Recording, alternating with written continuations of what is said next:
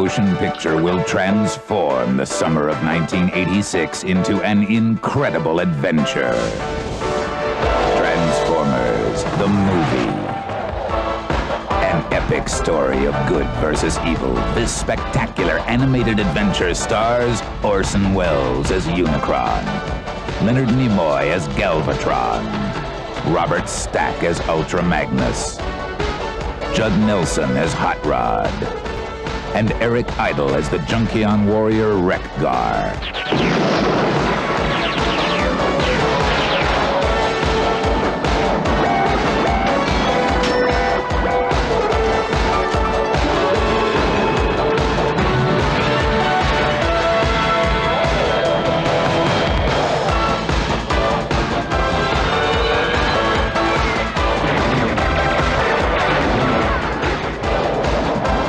Summer of 1986, the most exciting adventure in the universe is on planet Earth. Transformers, the movie. Coming this summer to a theater near you.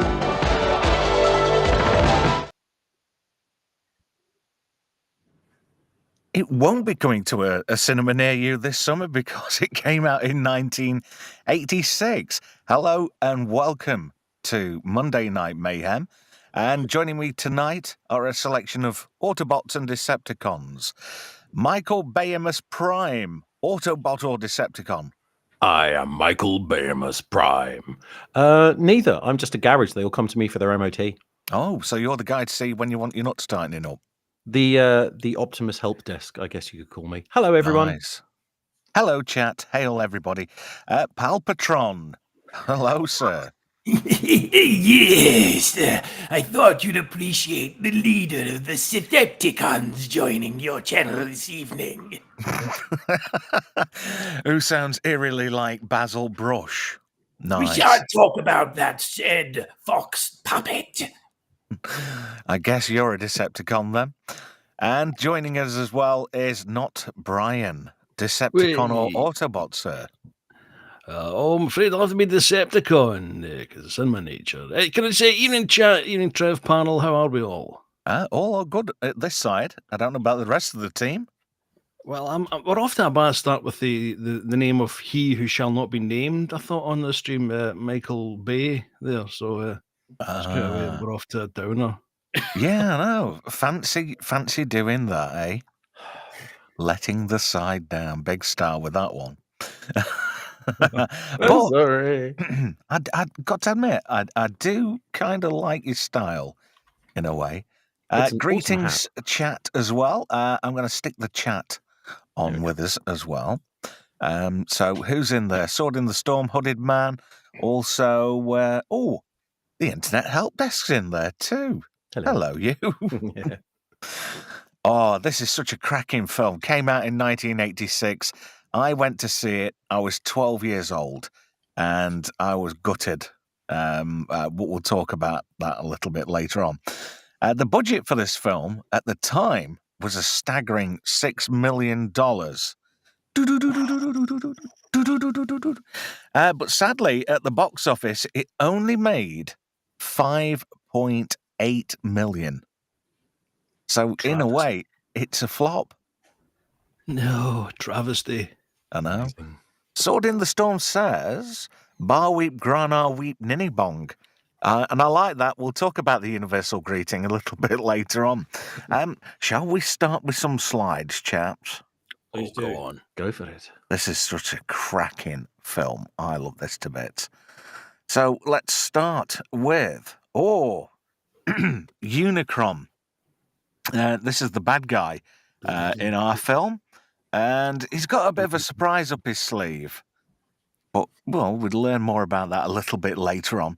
But he's just floating. And I like the opening scene because there's two stars, a red star and a blue star. And Unicron just drifts between both of them. And he's heading towards a planet. And there's a view from inside his gob, which is delightful. It's inside something. I don't know what exactly, but... Yeah. So anyway, he's heading... Go on, Brian. Just so long as he's moving towards that planet, not away from it. A different exhaust port altogether. Yeah. Oh, dear. So anyway, this planet is inhabited. And it looks... This is the weird thing about all these other planets that you see in the Transformers universe. They're all metallic. And they're all inhabited by sentient robots. Mm-hmm. Sword in the Storm says, it was originally meant to be a unicorn, but someone misread the script. I often thought that. They were short of a name. And somebody said, oh, it's a bit of a unicorn, this one, isn't it? And he went, oh, I'll just rearrange it like Countdown. There we go, we've got Unicron. Well, one of the bands on, I think it might have been Lion, on the soundtrack, the Immortal soundtrack that will live forever, as far as I'm concerned. The singing the title for which comes up in a minute, singing the actual title tune for the movie, which is an adapted from the original cartoon. Mm-hmm. They misquote the name of the character from Unicron to Unicorn. They say it in the lyrics, and it's always confused me. But you can always hear it when you listen. You just can't miss it now. Every time you hear the song, they always say Unicorn. Yeah. So some of them either fed a dodgy script or they misread it completely. I think it's a case of once you've seen it, you can't unsee it or unhear it in that case. But it was a great album. I went out and bought this on vinyl when it came out.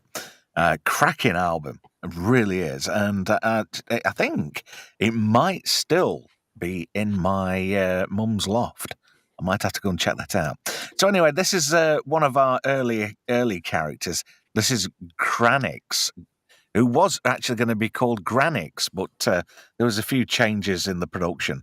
Is this Granix or is this Orbelix? I can't remember now. No, Orbelix is the other guy. Okay, all right. They've just announced toys for these that are coming out next year. Really? Wow. And Granix doesn't look like this, so it's just made me question it. Yeah. So anyway, his chemicals that he's just had delivered start rattling and tip over. And there we go. It's Orbelix, look, it's Unicron. Look at this animation. Look at it. Look at it. I know, 1986. Fantastic art style. I know. Strangely enough, Unicron was designed by a guy called Floro Derry. Mm-hmm. And he's pretty big on that scene for designing Transformers, especially the Diaclone stuff. Yeah. He adapted all the original toy designs for the screen. So that's why we don't quite get the 100% accurate characters that we see from toys in a cartoon. So if you can search all this online, but all his production designs and concept art for all these characters is just phenomenal. But Floro Derry is an absolute god in Transformers circles for that. He is. And I've noticed something that during the production of this film, like this scene here is fantastic. They put everything into these earlier scenes. Yeah. But then during the film, you get some scenes and they're really quite sketchy and they look washed out and cheap. And I think that's a case of that, money was starting to dry up a little bit. Yeah. And they were using cheaper paints, and then Marvel and Sunbow had sent some more cash over to Korea. And no, was it Korea or was it this done in Japan? I can't remember. Swappers. I do not know, to be honest. I always thought it was Japan, but I couldn't. Yeah. There's a mistake actually in this very scene. If you look closely at Unicron as he's coming through, the perimeter circular hoo-ha comes through and it actually cuts. I can see it now. The acetate layer is just laying over the wrong bit of animation. Yeah, they've made a mistake there. Yeah, it's 6.5 dozen the other, because that little bit to the left there, that silver thing, it goes behind that, but in front of the next piece. But like you said, Swappers, that animation quality there, it's like everything, it's gone for it. This entire opening sequence of the first 5 minutes just utterly blew me away when I was a little kid. I couldn't believe, because we were used to a certain quality of animation for the cartoon on TV.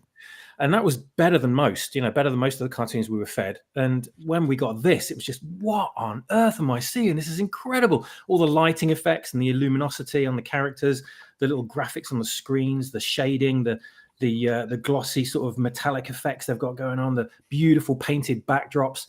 And all that combined with this incredibly evocative atmospheric soundtrack as well. I was just, the hairs were on the back of my neck when you're standing up. We'll talk about the soundtrack in a couple of minutes, but let me just get through a few more slides. So Unicron poles up at this planet, and just look at that background. Incredible. Look at the quality of that. That's character books, it kind of makes Ulysses 31 look like a Jeremy Beadle home video, doesn't it? Only a little bit, though. This scene is cracking. This came This out scene is not up. long after Ulysses 31, did it? It did, yeah. a You were short period of saying, time. Brian? Seeing this scene is just absolute horror when you think is. about it. It is. Yeah. It's a great scene for showing you the power of Unicron and how little he gives monkeys about anything that's in his way. It's really He's dark. He's isn't just it? out to devour everything in his path. Yeah, and the level of hatred I've got for I still feel it every now and again when I look at Unicron. The hatred I had for that character. I mean, it's up there with Muhammad Atta in my book. It's just horrendous. The thing I question about this scene, is there any need for a disco tash on a robot? There's quite a few prawn tashes cutting about. Yeah. This is the first time we ever got moustaches on robots in Transformers in this movie. Yeah. And why the bolts in his neck? And it's his ears, I think. I do remember reading somewhere that when Unicron turns actually into a robot, the original design actually had him with a goatee. Yeah. Really? It changes during certain scenes. He's got a little goatee, which I think is a cooler design, and then he's got a kind It of hasn't been square some. jaw in some of the other shots. I wonder if he leaked oil when he saw Unicron coming up towards the planet. Hello to Theta of the Grid in the chat. Also Andrew Broadbent as well. Thank you for joining us. So Unicron starts tearing into this planet, which we don't actually have a name of. So they start to try and evacuate. I think it's called Lithone. Really? Yeah, Yep. Lithone, yeah. So they try and escape. Kranix manages to get away in time. That's Orvalus, isn't it? His mate. I keep brown- using his The name. brown with- one. Swappers, we've got a delay here.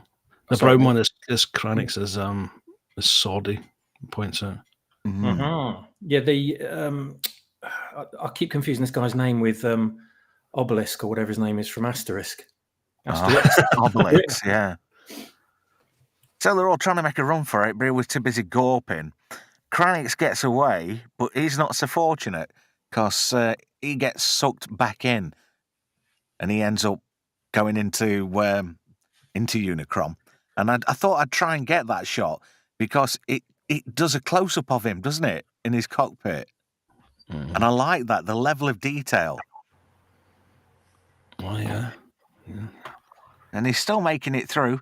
And I was going to quote Galaxy Quest a little bit and go on in straight to the chompers. The scene where Sigourney Weaver said, fuck that, but they dubbed her over, didn't they? Yeah. One of the most horrendous bits about this is the fact that they show you young kids playing. I know they're robots, but still, this is aimed at a child audience. When I went to see this, I mean, I was 12. And there were parents there with their little kids, some half my age at that time, and there were tears. There were just absolute tears. But if you look closely at that middle tube, that ship's made it through to that particular portion there. I noticed that before, yeah. Yeah. So anyway, as all this stuff gets processed, this is Unicron's power core, and it goes from a nice blue to a very shiny gold colour, and it illuminates right through Unicron. So he's like that. He's just starting to digest everything, and then all his power gets transferred, and he's all energized, ready to chow down on some random planet when he comes across it. And that leads us. Well, sorry, there's something absolutely horrifying. And that more horrifying than anything that we've seen so far, and that's the kind of peace and silence after he's just destroyed an entire planet, as if they don't matter, they never existed. It's just there's nothing left of it. There's nothing left at all. Not even asteroids. Nothing left. It's vile. It's just like he's bollocked another pot knacker down and just carried on, you know. What flavour tonight? Clagnut curry, or shall we go with the Selby grill steak? I don't know. Oh, Clagnut curry. Anybody fancy a pot knacker while we're at it? I've never seen one of these things. This is obviously a joke I've missed out on for the last few episodes. So I don't know where have you been. Anyway, we start with the logo that we've all come to love, and then, boing, we go into the movie, and then we go like in a Doctor Who tunnel. And then we get some credits. Eric Idle as Wreck-Gar, the Junkion leader. Eric Idle, as we know, is one of the Monty Python team. And out of all the Monty Python team, Eric Idle did incredibly well in America. Americans just seem to love him, which is weird. Yeah. And they've got Judd Nelson as Hot Rod. He was in The Breakfast Club. He was going to be the next big thing, wasn't he, in acting at that time? He was in the Brat Pack with Emilio Estevez and Keith Sutherland and all the rest of them. And he kind of fizzled out, didn't he, towards the back end of the 80s? I've got no idea what happened to him. Well, last time I saw him in anything was Jay and Silent Bob Strikes Back. He played a sheriff. Oh, yeah. That's right. Yeah. We've got Leonard Nimoy as Galvatron. He also doubled as Unicron towards the end of the production. He Because did some of Orson Welles' lines, didn't he? Orson Welles was either pissed, and he was kind of at the end of his life, really, wasn't he? Yeah. Legend has it he only survived for another 5 days after filming. I don't know how true that is, Really? but this was the last time Orson Welles ever appeared on film. Apparently, it was quite difficult on the production. Wally Burr said he was a pain in the arse. I think everyone said he was a pain in the ass. We've got Robert Stack as Ultra Magnus. Robert Stack is one of the people that you might remember from the original Airplane movie. Yep. He played Elliot Ness in The Untouchables. And then, more modern day, before Dennis Farina did Unsolved Mysteries, Robert Stack was the man behind that. Did anybody see Basketball, the South Park movie? Yes. Yes. There's a bit where he parodies himself and he says, Joe Cooper could be hanging in a fucking closet by his fucking neck. I just thought that was really good of him. He kind of took the piss out of himself. We've got Lionel Stander as Cup, and we'll find out more about Cup a little bit later on. But Lionel Stander was the man who went, this is Jonathan H. He's quite a guy. He's a self-made millionaire, and he's got 12-inch of cock. This is murder. This is Mrs. H. Fuck me, she makes me moist. When these two got together, it was moida. What is a moida? Moida. I'm not quite sure. MC says in the chat, basketball is hilarious. It is. It is. It's amazing. We should do that one sometime. Yeah, I think we're going to do that. Next week, anybody want to hazard a guess at what we might be doing next week? It's robot related. Couldn't be Robot Jocks. No, it's not Robot Jocks. Short Circuit. No. Not GoBots. No. Oh, no. I'll give you a clue. Batteries not included. I'll give you a clue. Terminator. Stay out of trouble. Lost in Space. RoboCop. Is he lost in space? Are you dense? Moving swiftly on. RoboCop. That's next week. Orson Welles as Unicron. Also, Leonard Nimoy is him. But this here, Vince DiCola, the music score is phenomenal. And we're not talking like the album soundtrack, because there's a lot of like metal and also a bit of Weird Al Yankovic. He does a song as well. But Vince DiCola did the music for Rocky IV. So, you know, like the training montage song. That same guy. Nice. And the score to this is phenomenal. Brilliant. It really is, you know, like above the bar. I think, anyway. So anyway, film opens up and we see a couple of moons of Cybertron, and Laserbeak lands at one particular moon and starts videoing. But look at the quality of Laserbeak with that camera coming out of his head. All the internals and whatnot. See, we never got that in 1984, did we? No. Where's his brain? Oh, it's in there somewhere. It's probably It's gotta part of the be. camera.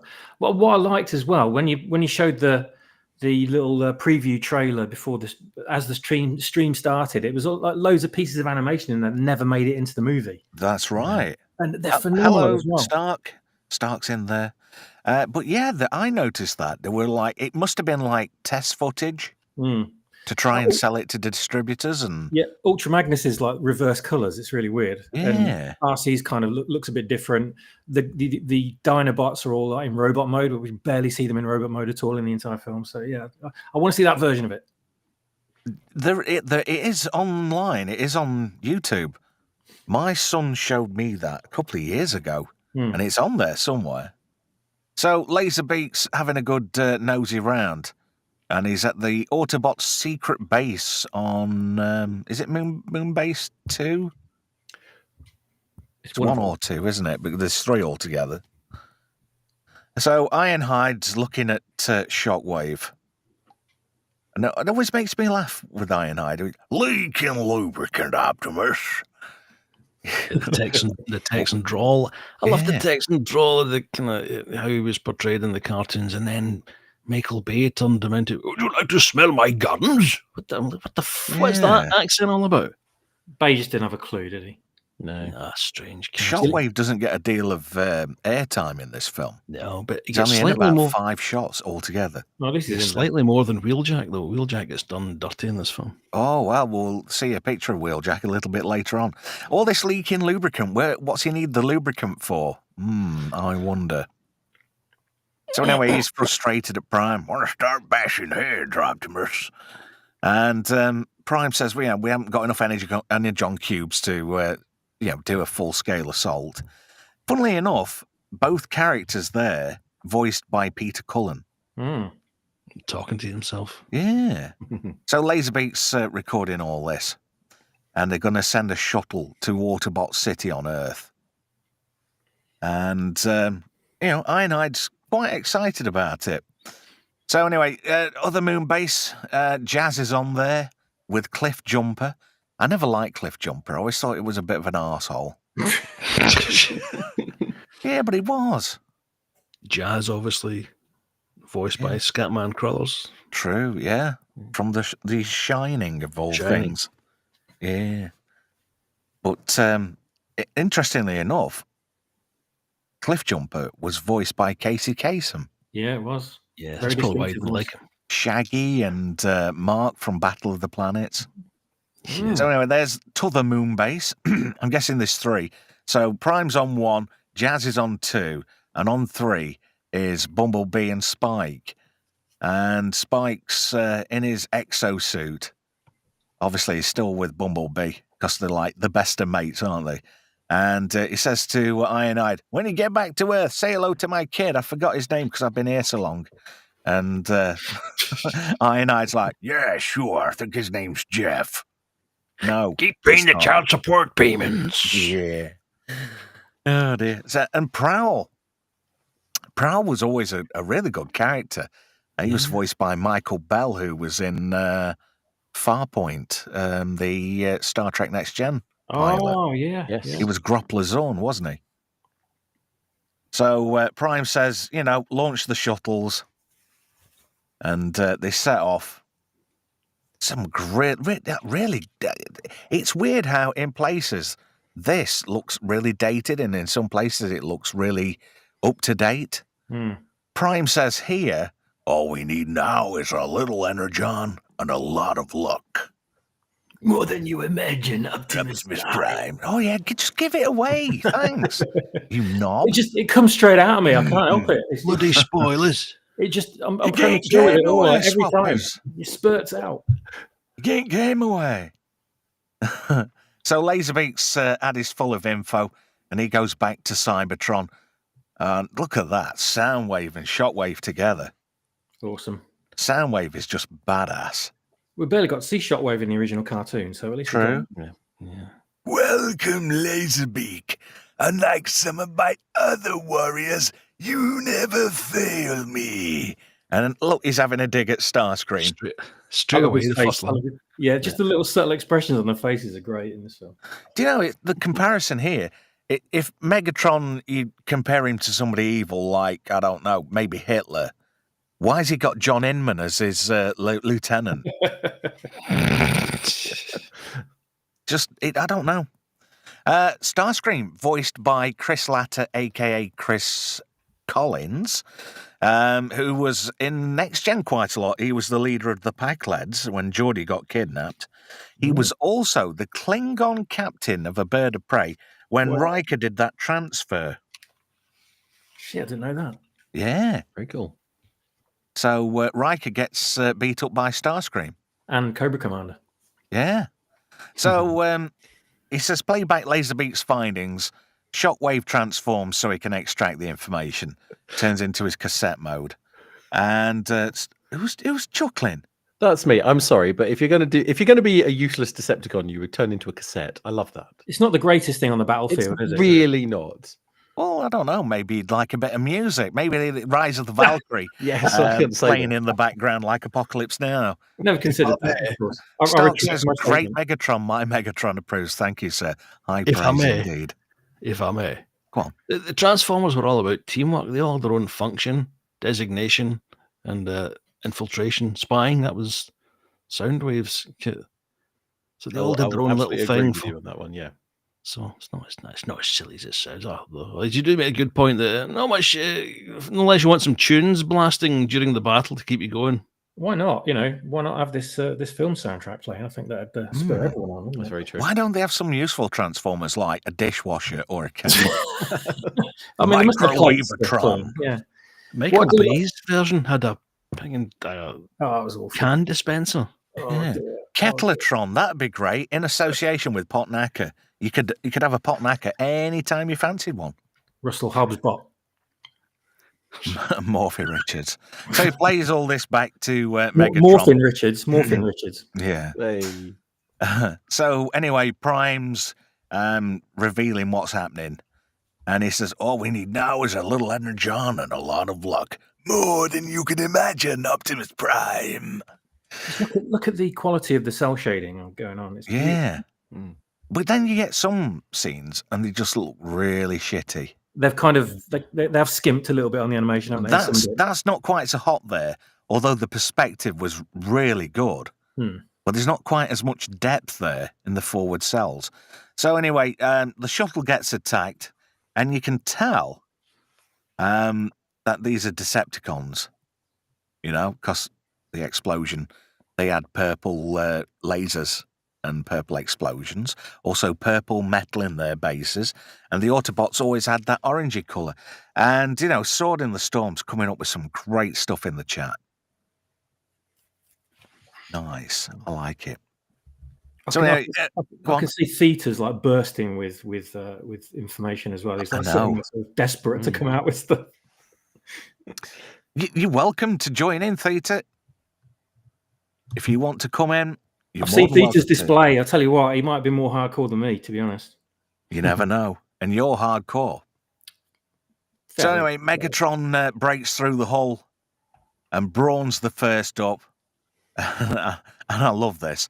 Brawn was so hard. He got shot more times by Megatron in the Season 1, the Generation 1 cartoons, than anybody else. And he always sort of like scuffed it off and like went, ha-ha.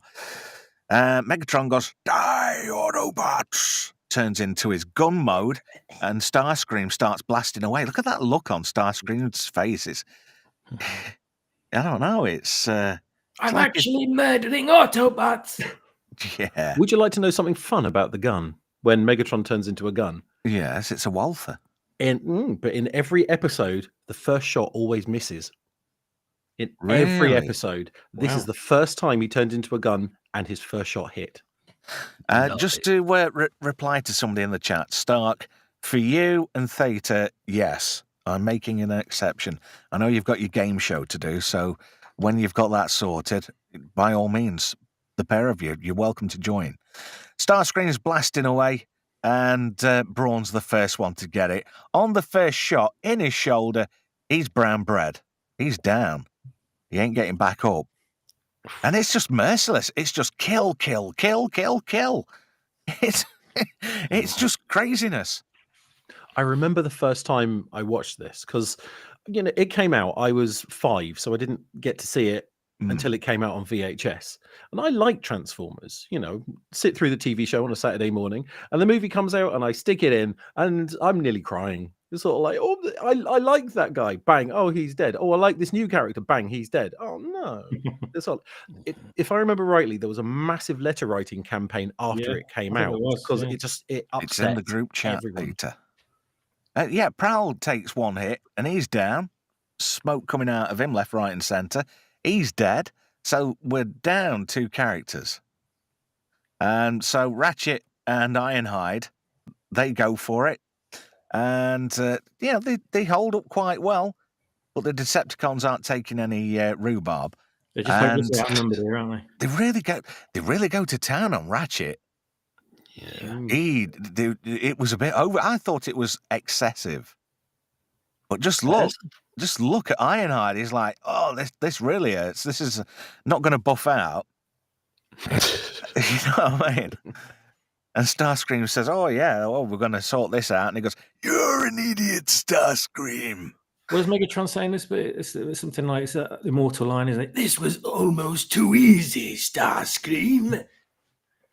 Yeah. He's just standing there with his little grin, like he does, Starscream. Well, Starscream's always sucking up to Megatron, but... So anyway, Megatron says, when we get into Autobot City, we'll vanquish the Autobots forever. And Ironhide goes, no, desperately. Grabs onto Megatron. Megatron just looks at him and goes, such heroic nonsense. This is brutal, isn't it? Isn't it? Yeah, bang. You gone, mate. You toast. Just look at the look on his face. Megatron does not give a shit. You really do get the feeling in this that the Decepticons mean business and how evil Megatron actually is. Yeah. They never really got that across in the original cartoon. Yeah. They're always pulling their punches. Obviously, it's a kid show. But in this, they can kind of get away with a bit more. And I'd love them for it to have been at this level of hardcore, edginess for the original show. But it would have got banned straight away, I'm sure. But that whole shuttle sequence it's compounded even more how horrific and mortifying the whole thing is by that track Instruments of Destruction as well, which is phenomenal, absolutely phenomenal. And I blame this whole soundtrack for getting me into rock and metal at the time, because I didn't really have a preference, but this album did it completely. I was just going to say that when this was on TV, the censors did attack it. So it was the first, if I remember rightly, the first cartoon series. Rather than actually saying, I am going to kill you, they had to change it to, I will destroy you, which became such an iconic line. Yeah. I will destroy you. You can say a thing without actually saying that thing. Exactly. So anyway, we go to Earth. Year 2005. I like how they highlight that at the beginning of the film. It is the year 2005. The distant past. Okay. Brian's just having a few issues. He'll be joining us again shortly. So this is Daniel, Spike's son, with Hot Rod. And they're doing the spotter fishing, as you do. Robots just love fishing. And Hot Rod, he's a young'un. He's only a year old in this. Bizarre. How do you know that? Is there information on this? There is information on this, yes. I did not know. So anyway, obviously, he's babysitting Daniel. And, he catches a fish. Daniel's dead impressed. It's a whopper, all right. Yeah. So beep out of his pocket, and he's got a shuttle detector. And he says, oh, Hot Rod, the shuttle's coming. Let's go and watch it. And Hot Rod's like, yeah, it's a bit boring, really. So Daniel gets on his hoverboard. Look, they've got hoverboards in 2005. Hoverboards over here only go up in flames. They really did try to make it every boy's dream, didn't they? This whole sequence. So Hot Rod goes running after him. Daniel's skating along, but he gets a bit overconfident, hits a rock, goes flying, and luckily enough, Hot Rod just catches him. And that's a cracking scene. The detail in that scene itself is just brilliant. You don't notice the repetitive motion of the background, do you? Like you can see here. But he focuses completely on the action. It's just awesome. Well, they actually made, because it was moving that fast, you didn't notice. Yeah. It's only by chance that I've got this exact shot, you know what I mean, from doing screen grabs.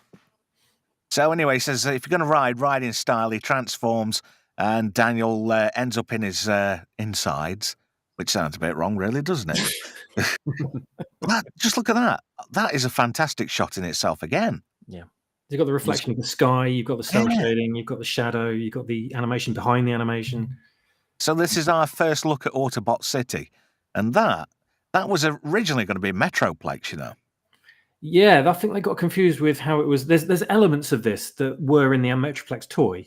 And I think they because Metroplex was kind of still in development at this time, so nothing was finalized. So they just went ahead and kind of did their interpretation of what they thought the city would look like. But it's cool to see that there's parallels between this and the toy, but even though none of it was finished. I think they addressed that in the comics later on. Metroplex is supposed to be underneath it, apparently. So they said anyway. MC says so many cartoons had repetitive backgrounds, especially Scooby-Doo. Zoinks. It was cheap. They would have gotten it away with it too if it hadn't been for cheap bastards at Hanna-Barbera. Yeah. But it's good. It was introduced to Cup, voiced by Lionel Stander, which is Moida. He's perfect for the role, isn't he? He's like an old sage. Yeah. He's basically, he's a Yoda type character. And he'll be like a Yoda type character for Hot Rod throughout the course of the movie. But he's directing some boards. There's a road closure. But Daniel and Hot Rod are just like bollocking round, aren't they? They don't give a shit. They're just going for it. Fun. I can hear Stan Bush right now, by the way. Yeah. I'd never heard of Stan Bush before this. And he does 2 whopping songs. They're incredible. One of the songs was so good, it was covered by Dirk Diggler in Boogie Nights. Oh, my God. He crucified The Torch. So anyway, Hot Rod and Daniel go crashing through, hit Cup in the nuts. It's funny that. Straight in the nuts. Proper cock shot, that is. I'll straighten you out yet, you turbo revving young punk. There was a few Autobots, like a blink and you'll miss it, in this scene as well, that were from the original cartoon. One of them's Sunstreaker, and it was an animation error. He's also in the shuttle that primes it in a bit. Yeah, so they kind of messed it up a little bit. But I always try to pause this bit to try and see who's in the scene, because I never saw it in the cinema. And I was like, oh, wow, why didn't we get to see them more? So anyway, they get to Lookout Mountain, and there's the shuttle. So Daniel wants to have a good nosy. So he looks through this telescope thingy, and he says, Hot Rod, look, there's a hole in the shuttle. So he's got some magic vision, and he can see that there's Decepticons on board. And there's Starscream being a dildo as usual. Hot Rod starts shooting away, and this is like sort of preempted the attack on the Autobot city. I think they were just going to land there, weren't they, and just come out and start kicking ass. But Starscream is always on his arse. I noticed that the Constructicons were heavily used in this. Here we go. Yeah, was that Trailbreaker? No, it's Blue Streak. Huffer, Hound. Oh, Hound's that's an animation error as well. I never knew Hound was there. That's not Hound. We've got Hound on the left there, the green guy. No, that's Cup. That's Cup. Oh no, yeah, he is. I could see him now at the side of Huffer. He's next to Cup's knackers, and he's on the shuttle as well. Yeah, he is, and they're Sunstreaker, obviously. Yeah, so there's a little bit of communication error going on between the animators, I think, during this. If that's not Sunstreaker, it could well be Hoist. It's definitely Sunstreaker, because I can see his shoulders. I can tell straight away it's Sunstreaker. Because he's got like them Lego round bits on the top, hasn't he? Yeah, that's it. And he's got his little jetpack thing on as well. So anyway, there's firing away, and nobody notices that this purple laser's coming back. So Hot Rod sort of gets a lucky shot, and the shuttle basically goes tits. And the Decepticons obviously bail out of there. And this is just a really good shot. And that's a good shot there of Skywarp. Skywarp and Thundercracker are in this, but very underutilized. Yet again, it seems to be the Constructicons steal a lot of the scenes. Yeah, they do. Yeah, I think they've got a lot of marketing potential with toys that combine, and they can sell a lot more of them. So, well, the combiners were coming in. They were in season 2, weren't they? Basically. Yeah. Which I was always thinking, like, why the fuck aren't the combiners in this? Because we'd already had them before the movie. Yeah, you got the Stunticons, aerial bots at that point. Protector bots. They went until season 3. Was it season 3? Oh, that was Scramble City, wasn't it? Yeah, you're right. Yeah. So anyway, Megatron fires his fusion cannon and takes Lookout Point out. And I love this bit. Daniel cacks his pants. But, Hot Rod's got him nice and safe. and then he'll land about 300 foot further down. There's some great rendering on Hot Rod's face as he passes by the camera. There. Yeah. And this is a great shot because there's some real detail on Blitzwing. Mm. And there's shrapnel from the Insecticons. And he says, "Come on down, Auto Brat." I love that. Yeah. And Autobot's like, "What the fuck?" That's a great. So he transformed. If you don't know, Blitzwing is a triple changer. He turns into a jet and a tank. And I got that for Christmas in 1986. Oh, you bastard. My brother Dean bought me that, and it was heavy. There was a lot of really heavy metal inside this bloody thing. I didn't know that. It was diecast. Yeah, it was. There were a fair few plastic parts, but it was more metal than anything else. Mm-hmm. Hello to DJ Play Nice in the chat. Thank you for joining us. And like that, the detail when he was raising his turret and that light just like pinging off it. I love those little things like that. It's on Prime's gun later as well, isn't it? Yeah, it's almost like lens flare, but done correctly. Yeah. Not like J.J. Abrams. Yeah, some Hollywood twats could learn a bit from this film. Yeah, couldn't they just? So he's aiming in and targeting Hot Rod and Daniel.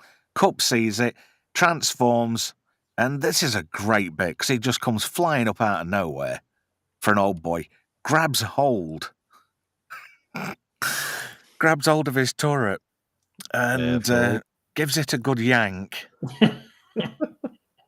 Anyway, Blitzwing shoots his shot and completely misses. And he ends up hitting, is it shrapnel? No, It's not. That's... It is shrapnel. Is it? Mm. Yeah, it is. So, yeah, he's obviously transformed. And he ends up crashing into Blitzwing. This is a bizarre moment, isn't it? It's all over the place. It's like a real comedy clown moment when they... Yeah, but look at that detail again. Yeah, the detail is spot on. I just adore the background paintings as well. The scenes are just exquisite in this film. Mm. And he says, "Not bad for an old timer." "That's more than you'll be if we don't get back to the city." So he says, "Let's burn rubber." And they both transform and head towards Autobot City that's now under attack. The amount of times I've tried to recreate that scene when they're driving down the rock face with my toys. Have you still got some? I got rid of all my originals, like when I was really young. But I've replaced them all with more modern versions now, so I can do it in the privacy of my own bedroom when no one else is around. So we're introduced to one of several new characters. This is Perceptor. He's like a science officer, but he's also a boring twat, and everybody knows it. And they kind of give him a wide berth because he's hard work. So he's seeing that all these Decepticons are heading their way. And he says, "Oh, I see under a cursory inspection that we're under attack, Ultra Magnus." So there's a whole bunch of the 1986 toy line. Springer, he's a triple changer. He's the green one on the left. He's either a car or a helicopter. Ultra Magnus, who's basically Optimus Prime's toy, but a different colour. RC, she was never a toy until recent. And Blur, and he was voiced by John Machita, who was the world's fastest talker. And they come under attack, and they all sort of like scramble. And then Blur does his little bit. What about me, Prime? What about me? He's like Bruce Forsyth on Speed. Welcome, Brian. Thank you for joining us. Thank you very much. Apologies about the old tech issues, etc. Speaking of the alt modes for certain characters, we know Soundwave can only transform into a tape deck.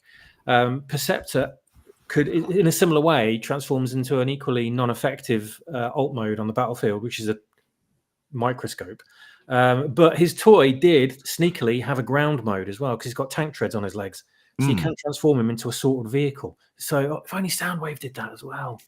Wouldn't that be weird if there was a transformer, what was a condom machine in the toilet? That would be the ultimate stealth mode. Just shoot out condoms from his You could get some of those cheap Viagra what don't work. Sure it's the Viagra that doesn't work? I don't know. I've never tried it. He could run up behind his enemies and kind of pull a big condom down over them. They're struggling inside it to get out. So we get a nice little shot of RC she's basically like, I don't know, I think they were going to set her up as a love interest for Hot Rod, but she's Springer's girl, if you didn't know. Yeah, I always got the impression that her and Hot Rod were very sort of young Autobots that were created recently, and they're kind of brother and sister dynamic going on. So whenever anyone says that kind of boyfriend girlfriend thing, I'm thinking, A, it's weird for the robots to do that anyway, but B, I was like, no, I never really, definitely not, because she's very sisterly to him. She's trying to protect him a lot in this film. Yeah. Sword in the Storm says, Gears is mentioned in the credits, but he doesn't appear in the film. And that's kind of a good thing, because Gears was a bit shit, really. I love Gears. I remember reading that Freeman actually fought to get RC in the movie, so there was a female Autobot. You're right, yeah, and it was to attract. I think it was his daughter or his niece or something like that to it. Yeah, it was sort of like for one of his relations. It was sort of like so they had something that they could play with along with the brothers. Yeah. Do you notice that Springer is the one who actually says we need to close, we need to transform Autobot City, we'll just leave them out there? I don't know if that's a deliberate little ploy to get rid of, if the writers did that and to put that in there as if, we don't want Hot Rod in this scene. Flint Dilley, who wrote this, did it under a lot of duress. Because he said, you get rid of some of these characters, there's going to be backlash. And Hasbro said, no, we're going with the new toy line. We need to get rid of last year's toys before we can introduce this year's toys. Yeah. This is before they conceived the fact that you can upgrade old characters to look new in new sort of powered up guises. They never really thought of that at the time. They just created new characters. Yeah. So Springer and RC are tasked with transforming Autobot City. So they start pulling levers and gears. This is some amazing animation going on here. Yeah. It really is top notch. You can see it was designed for, boys, because it's literally just 2 minutes of things happening, and it's because it's stuff happening, you watch it. Yeah. I love it. Sword in the Storm says, Wheeljack was written as a misogynist in the first draft, having issues with RC doing stuff. Yeah. I'll link you to the video, Trev. You'll love it. There was an completely alternate version of this movie that was completely rewritten almost at the last minute before this film as we know it. And a lot of the characters are written quite differently, and with their original guises kind of altered slightly. You can tell they're them, but it's all slightly different. But it's fascinating, absolutely fascinating. Is that the secret of Cybertron? Is that what it's called? Because I remember that being the name of an alternate script. I don't know. It could be. I don't know. I'll have to check on that. Sorry. So anyway, RC and Springer are running down this corridor, and they're getting shot at by Starscream.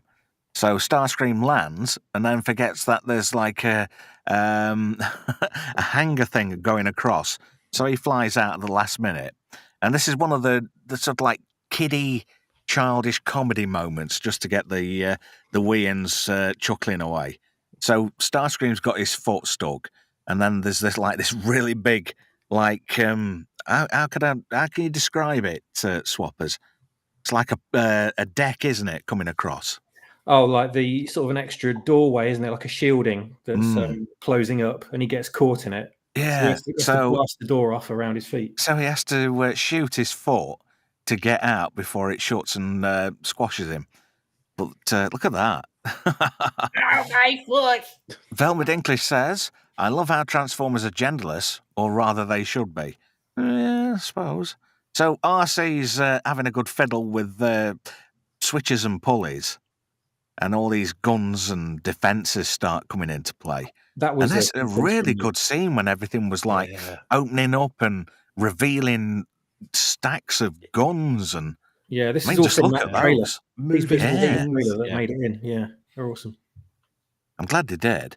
And there was a nice little like a lens flare effect on the turret of this gun as well. That there is the tank that came with Metroplex. Oh God, what's his name, bro? I can't remember his name.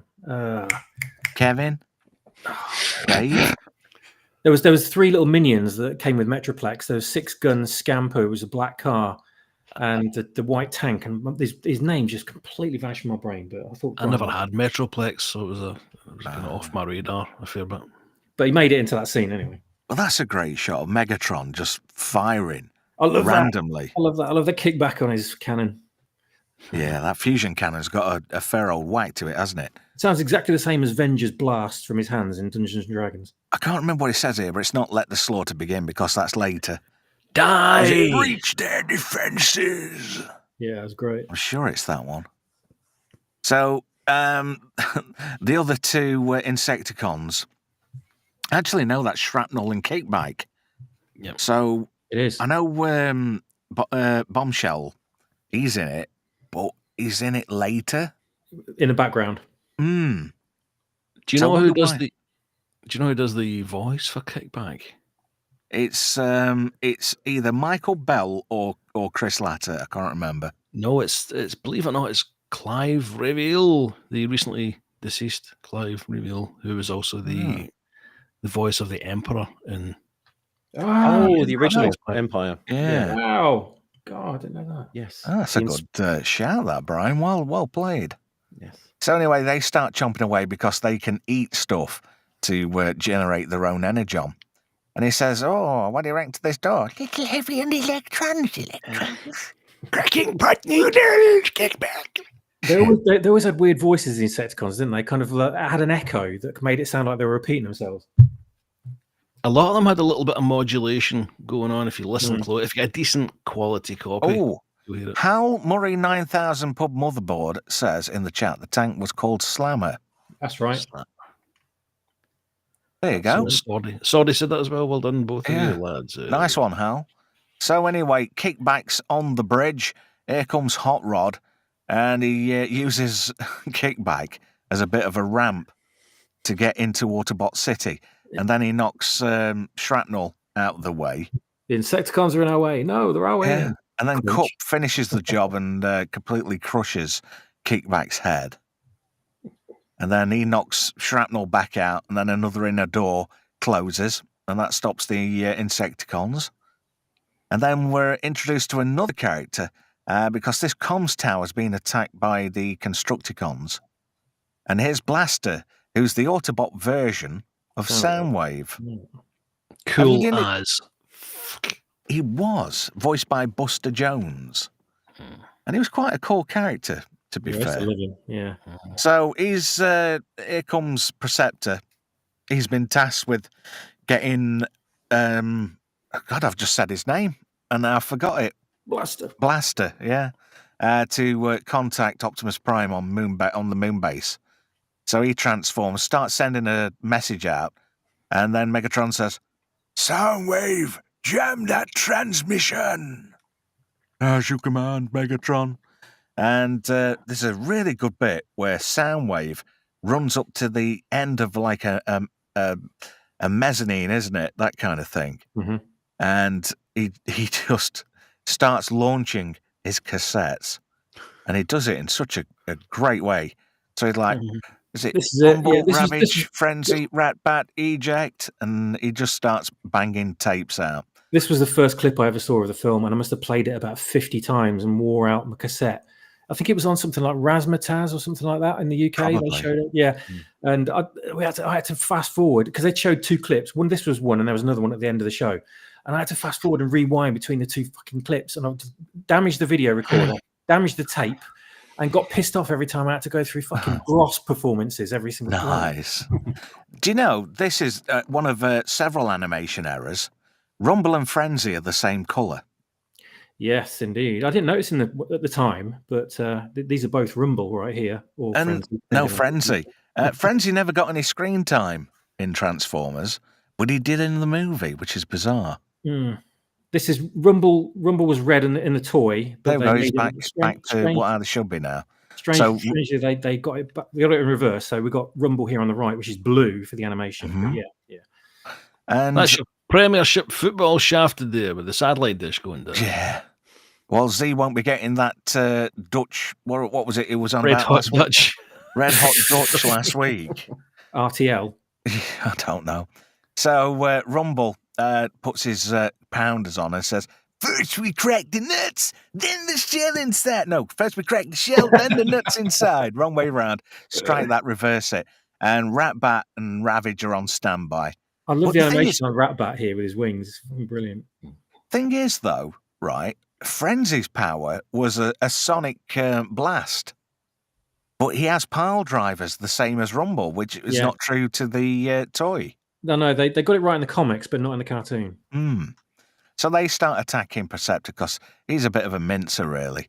And Blaster, he's not taking no shit. He kicks Ravage into touch, and then he starts ejecting his own cassettes. So he's got some to rival Soundwave's cassettes. So the cassettes start fighting amongst themselves. And he says to Blaster, he says, "Did our message get through?" And Blaster says, "I hope so. Otherwise, we're going to end up looking like burnout toaster ovens." Or words to that effect. So this is a great bit. The Decepticons are starting to make a bit of headway. They're gaining some ground in the Battle of Autobots City. Oh, hello. Look, Kickback's recovered. Oh, yeah. Both of them have. Oh, yeah, and shrapnel. Yeah. It's funny, that. I think they had an excess of that paint. So we're getting to an interesting bit. Here's a bit of a rocket launcher. Hey, and who's that on the left there? Well, I'll show you in a second. You'll see who it is. So RC's all concerned and she's dragging bodies. And look who's there. Wheeljack. Oh, dear. Oh, dear. So that's what it gets for being a misogynist. And Windcharger, sadly. Yeah. And sometimes, hang on, go back. There's like a dildo device. Oh, it's a rocket. I thought it might have been that Chegwin that Z was getting excited about last week. Oh, dear. So they all start pushing this rocket launcher so they can start firing it. Megatron says, "Constructicons, merge for the kill!" So they transform into Devastator, which is like the first combiner, which is just awesome. Sadly, the toy itself was flimsy as fuck. It was terrible. There was no articulation on it either. It was no. And you just look at it and it dropped to bits. Yeah. Theta has a quite incredible version of Devastator. I saw in his photographs he posted the other night. Masterpiece grade, I think. Yeah. Oh, yep. Sword in the Storm says, Windcharger never did anything of interest despite having magnetic powers. Yeah, he never really played much of a part in the cartoon. In the comics, he was there a fair bit, but not. But look at the quality there on Devastator. That's great. I like that. Yeah. It's pretty good, especially the backgrounds. So he starts kicking ass and destroying stuff, and he starts pounding away at the one of the security doors. So Springer loads. I mean, look at the fucking detail there. That is immense. That's like some more than Gundam type level of animation. Do you know what I mean? It's like that's proper, really good Japanese stuff. Hey, speaking of Theta, here he is. Hello. Hey. Good Bar evening. weep, grana weep, ninny bong. He's muted. And we can't hear you. He's muted. No, I'm no good at lip reading. No. Oh dear, he's getting cross. Soundwave destroyed his transmission. Yeah. So anyway, they start firing at Devastator. I mean, that's good quality too. Okay, how about now? Yay! There we go. All right. Welcome, sir. Bar Thank you weep, so grana much. weep, ninny bong. Ba weep, grana weep, ninny bong. Oh, weep, grana weep, ninny bong. Bar weep, grana weep, ninny bong. I noticed how the last word was bong Bong. Yeah, that's right. in a kid's film. Well, yeah, and they are on Junkion, so they got to have fun somehow. So Springer's firing these rather provocative-looking coloured missiles at the Decepticons, and they start taking shots at Devastator. There's a dodgy shot, isn't it? Yeah, It washed out. Very there, dodgy. but then again, it's supposed to convey the effect of an explosion. So I suppose the excess of light's got to convey, the force of the explosion. I love the way they animated Devastator in this. He looks so He's fucking quality, isn't he? badass. Yeah. Most I mean, of the just time, look at that. You're looking up at him, aren't you? So you can just really get the impression of how giant he is. Yeah, it's massive. Exactly, yeah. He's bigger than a baby's arm. And he fires some more missiles at Devastator, but he's not taking any of it. And he rips the part of the door off and throws it at him. And yeah, that's it. Run. Run. Dun, That's one hell of a size of rocket launcher for such a tiny missile. Suppose that's it's for true. penetration, Brian. Yeah. Hey, is that Look, there's grappling? Hoist. I knew That's Hoist was in it somewhere. Look. That's grapple, isn't it? I thought it's grapple. It is grapple. Bloody hell, I didn't know he was in Yeah, it. Is that's it? what I meant. Yeah. Oh yeah, you're right. That's crazy. I never noticed that. I never knew he was in this. No. Yeah. So anyway, dawn approaches, and the battle still rages on, and then we get to see the full devastation in the morning light, and then it's Breach their defenses. Let the slaughter begin. Yeah. This and really that is scary, just isn't a it? great bit. I mean, just Devastator's just brutal, Yeah. and I just love the look on Megatron's face. It's like, yeah, we're going to start kicking some ass and killing the 1984 toy line off. And then he gets distracted, looks up, and there's a shuttle incoming. I wonder who could be aboard that shuttle. Is it Judith Chalmers? Not sure. Possibly. Oh my But God. no, it's the cavalry. Optimus Prime, Sunstreaker, and the Dinobots. Who's missing? I wonder Yeah. why. Snarl. I don't know why is Snarl not in this. I never understood that. Yeah, strange. Is he It's in very one or bizarre. two shots, maybe? But in most of the film, you can't see him at all. You'd think they'd like bounce Slag off because of his name, because he's a slag. Yeah. I mean, And, they created a whole fuss about his name. They've changed him to Slug, to a bunch of different names, but he's always Slag. He'd always be slag. That's right. Yeah, it's funny how some of these Autobots can be in two places at once. So they drop out of the shuttle and start flying in, and then Grimlock transforms, and Devastator's like, "Oh shit, not these dumbasses!" Because there's always been that sort of rivalry between the Constructicons and the Autobots. They were built specifically to fight the Constructicons. The very last episode of season 1 is Heavy Metal War, and that's when Devastator and the Constructicons came for the first time, and the Dinobots stood tall, and they were like, "Fuck your decision, Optimus Prime. We're gonna take care of the home base." It was awesome. I love that. That episode was awesome. There's a bit of a surprise. You don't expect what's coming next, and Grimlock comes in. And Devastator kicks him straight in the nuts. Look at his face. Proper cock shot. That's his ball bearings balls, isn't it?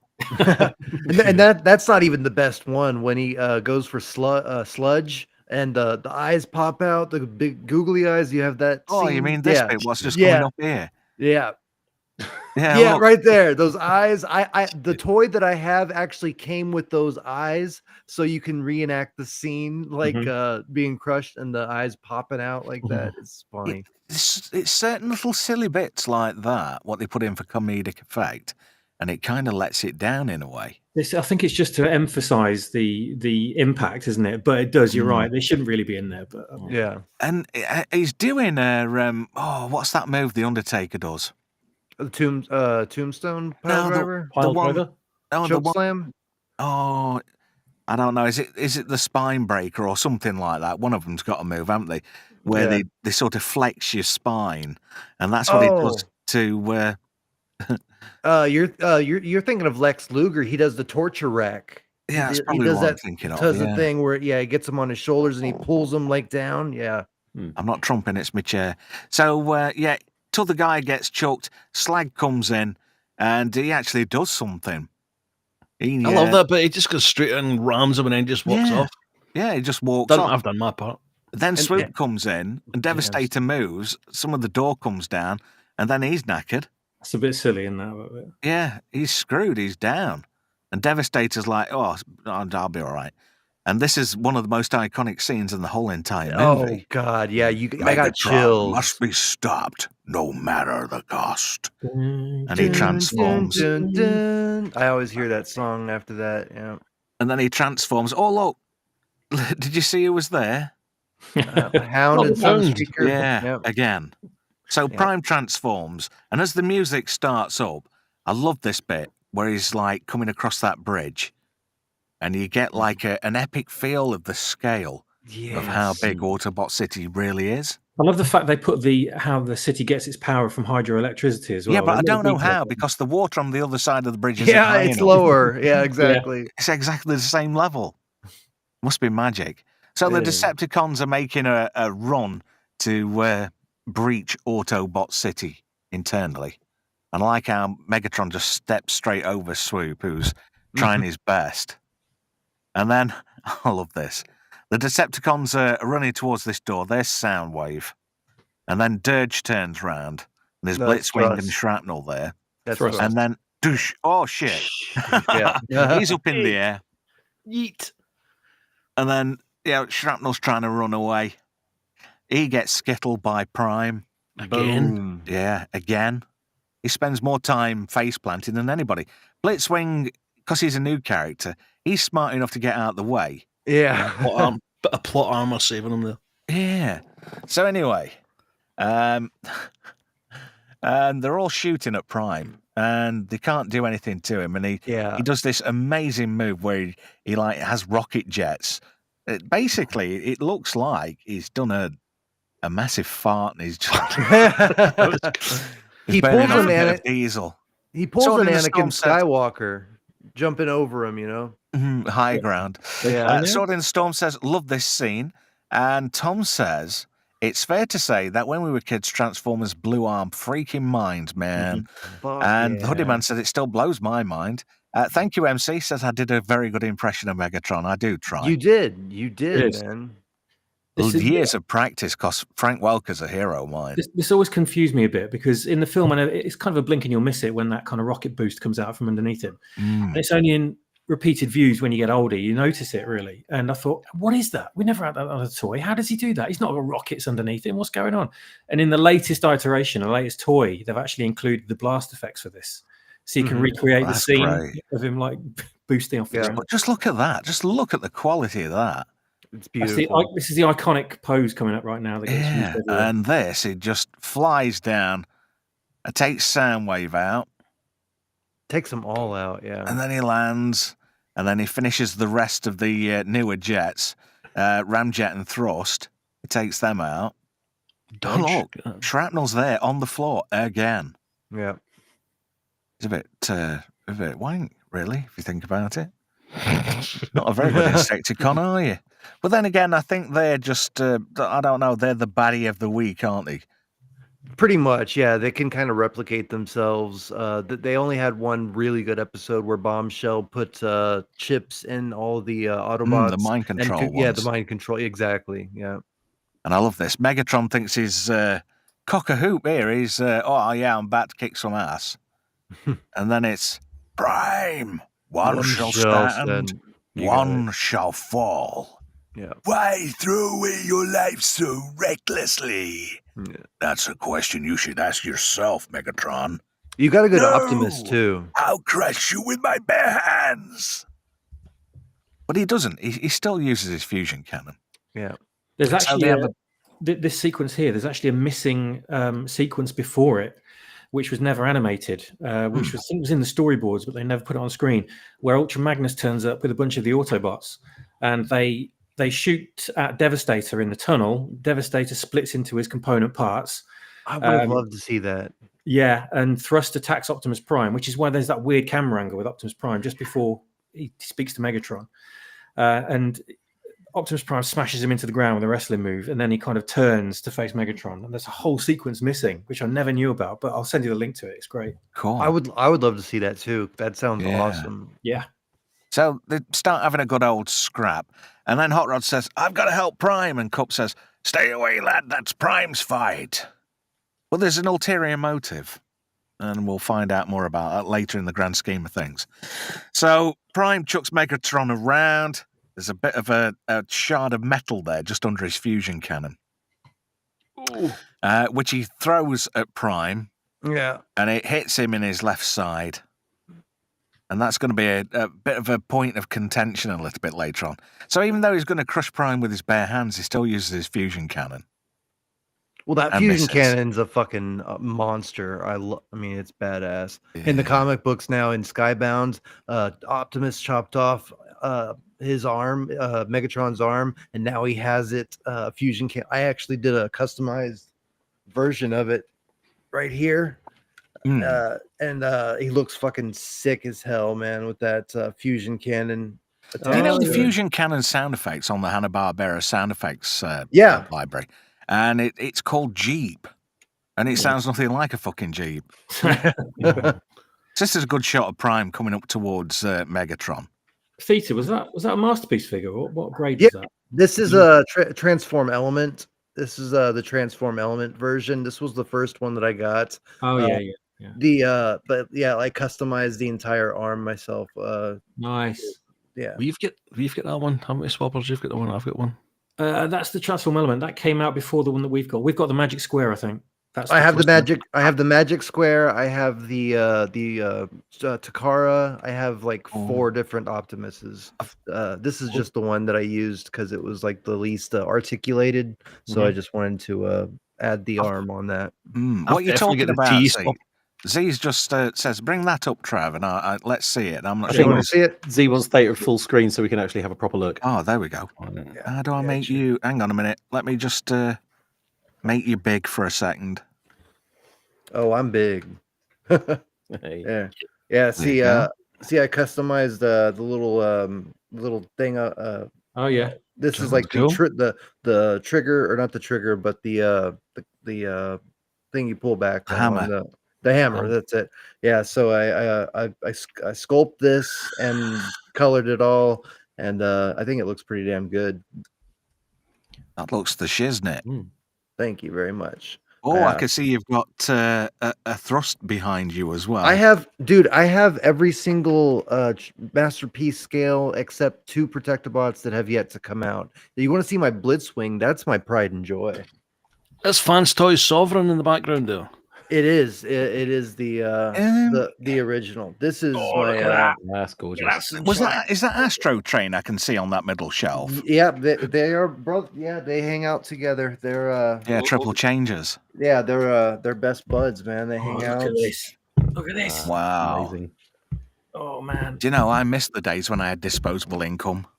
Well, I don't have it anymore, but I'm 2 away from completing my season 1, 2, and 86 movie collection. So I just need 2 more, and then I'll be happy. Wow, that Astro Train looks the business. Oh yeah, Fans Toys. If you're up for any of these characters, go for Fans Toys. They have the most quality. They have die cast. They are hefty as fuck.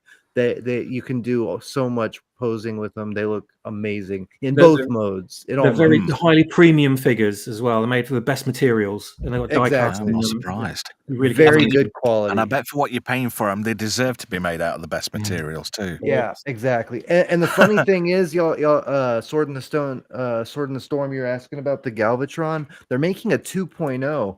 This one's fucking good as hell, but they're making one that actually it's got Matrix. That transforms into the cannon, and it looks a lot better than this one. But still, this is a very quality version of Galvatron. It looks fucking sick as hell too. So MC says in the chat, I think Swappers did a sex wee. several sex wees. Yeah, this That's is sweet. These are my pride and joys. I've got the white version of that, the toy version. Yeah, I did too, and Cyclonus too. Oh yeah, I can see Cyclonus there and Scourge. Oh, that Cyclonus is amazing. Oh my god. Do you know I had Cyclonus, the original toy, and he wasn't that good. No, I had the original too. Yeah, finish on that figure is amazing. This one is one of the best figures. It's so fun to transform too. It's very, very easy compared to most. Who remembers which Insecticon he was? Well, no, I think he was Skywarp. I think he was a combination. Bombshell. I think it was. Well, we'll get to see. We'll get to see who he is. But he was one of the Insecticons. The Armada, I think. Skywarp was the second one, the sweep. No, that was Armada. We'll see. We'll see. Yeah, we'll see. We'll get to that. We will. We'll get to it. Bombshell's definitely one of them. Yeah, Bombshell was the Armada from Cyclonus, but the original Cyclonus is Skywarp. So let's crack on with this then. Hooded Man says he needs to change his underwear. Sword in the Storm says bombshell. Yeah, I thought it might have been. And I think you said that as well, didn't you, Brian? Yeah, it was. He was the Armada. The Armada Yeah. thing, that was a strange one, wasn't it? Because initially we all kind of thought the Armada was just going to be his group of troops. Yeah, And but made they it never into a used character, it. didn't they, later on? No, they never used it. Scourge had his sweeps, but they never used the Cyclonus Armada. It was Just talk amongst yourselves just for 1 second, guys. I've just got to see something. yeah. They made it. Yeah. Did they not make it a comic or something? They turned the Armada and made it into an actual character called Armada. Because when I watched, I always thought it was just the name of his troops, the same way the sweeps were part of. Exactly, but they never followed through with it. Even in the rest of the movie, they edited it out. It was just the original Cyclonus, and they used him as the ship until they got the new ship that Unicron gave them. But yeah, I love the transformation for the new bodies. I love Skywarp as the Seeker. He was my favorite original Seeker. But yeah, I love Cyclonus too. I love his relationship with Ultra Magnus and all that. I love the original toy. That was probably my favorite toy of the lot. Cyclonus. Oh yeah, he was fun. So he transformed, looked great as a robot, looked great as a futuristic plane too. Yeah. Sword in the Storm there asks, who remembers Target 2006? That's what got me onto the Transformers comic. That was mind-blowingly great. Oh my god, I love that so much. Target 2006, one of the greatest comic events of my childhood. I missed that one, unfortunately. Back with it, gentlemen. Hello. Hey. So anyway, Megatron gets his ass kicked here. Sorry to be rude, but I do want to progress. So Megatron gets his ass kicked here and gets thrown again. And conveniently next to him is like some type of lightsaber thing. Yeah. And even the same sound effects. Wally Bear was good at ripping sound effects off from other franchises. Megatron takes a swipe at him, and he's already had a hit on his left-hand side. And he gets another one. Goes for the weak spot. Oh, yeah. He's a dirty player. Oh, yeah, he's a bastard. I mean, he is a lovable bastard in a way. Look at this animation. I mean, just look at that. He jumps up, comes down hard with this sword, and he wants to penetrate Prime with it, but Prime twats him. Proper twats him. So, yeah, it gets knocked on his arse, and then Megatron grabs hold of him, and then we get another iconic line, "I'll rip out your optics." Yeah. And then he gives him a good throw in, just picks him up by his head, and he says, like, "See you, bye, want to be you." And he face plants big style. Oh, yeah, proper hard. It just shows how he would have just completely clobbered him if Hot Rod hadn't come in. Oh, yeah. Well, there is a reason for that. There is a reason obvious. for that. Yeah. So Cup goes, "Finish him off, Prime." So, yeah, he goes, picks his gun up, nice bit of proper lens flare there. Yeah, beautiful. And he picks his gun up, and he's just about to finish Megatron off. And then Megatron notices there's a blaster there. "No more, Optimus Prime. I beg of you, grant me mercy." And he says, "For one who's got no mercy, now you ask for it? I thought you were made of stronger stuff." And then Hot Rod dives in. "No, you don't, Megatron." Yeah. And he completely tits things up. Yeah. And Megatron just starts shooting at Prime's now weak spot on his left-hand side. And he's going, "Fall! Fall!" Hot Rod's basically, can I be your hostage, please? He's got a bit of Stockholm syndrome going off, isn't he? So anyway, Prime's taking hit after hit after hit. And he says, "I would have waited an eternity for this, Prime. It's over." And one last gasp from Prime, and he says, "Never." And he gives Megatron a right good whack there. I mean, look at that. He's fucking toasted there. Yeah, he fucking knocked him out so hard. Bitch slapped him so hard. And then he head first onto another platform and then ends up on the floor. And then I love this part with Starscream. No, Prime tries to get up, and Ultra says, "Forgive me, Optimus." And then Megatron's on the floor and there's all like electric noises coming out of him. And Starscream's there. How do you feel, mighty Megatron? And he kicks him. And he while kicks he's him. down. He fucking kicks him. Yeah, I love it. He knows it's the only Kicks opportunity him he'll ever while he's get. down. What a prig. That's Starscream for you, though. He'll never get Oh, another yeah. opportunity. He's been waiting for this opportunity for 2 seasons now. How do you feel, mighty Megatron? Gives him a kick. And there's somebody at the door. Hello, Stark. How are we, sir? Hey, we got 2 Megatrons I here would have now. waited an eternity for this. It's over, Prime. Nice. Hey, how's And everybody? then he says, Don't leave me, Soundwave. I Urgent still- command, Megatron. I still function. he's so Astro like, Train, weak transform here. and get us out of here. So this is like one of the really good scenes of Yeah. Astro Train in his triple changer train mode. And all the Decepticons start retreating. And I love how Rumble was carrying Megatron's fusion cannon. And then Cup says, Prime did it. He turned the tide. So all the Decepticons scramble into Astro Train. And he says, Starscream says, Astro Train, take off. And they do one. And they all go upside down because he turns Yeah, around. because he transforms, doesn't he? And flips around. Oh, no. So Oh, no. we end up in the medical bay, and it's not looking good. I'm gonna be the one guy on this panel whom, when he saw this You for loved the first it. time, celebrated it. What the what? Yeah. Stark is a Yeah. sick man. I am a Decepticon riveted and welded as Vector Sigma intended since I was a young lad. You were destined to lose. Before Cybertron was, I was. Yep. He was a memory core, a Quintus on memory core. Oh you yeah, know that? Vector Sigma. Yeah. Vector Sigma is And the Quintessence Matrix memory core. is a storage unit, a memory storage unit from Vector Sigma. Yep. Basically like a RAM module. Yeah. He's basically the original womb of the Transformers. Mhm. So anyway, Optimus Prime, he's knackered. And he's like, oh, don't die, Prime. Don't grieve. Soon I shall be one with the Matrix. What, Neo? And then he says, I'm gonna make you the gaffer, Ultra Magnus. And he says, I'm just a soldier, Prime. So was I. One day an Autobot shall rise from our ranks and light our darkest hour. So this is all a setup. We know what's coming. It's Yeah. Chekhov's gun 101. Yeah. So For sure. Prime's dying. He passes on the Matrix. This is said Matrix.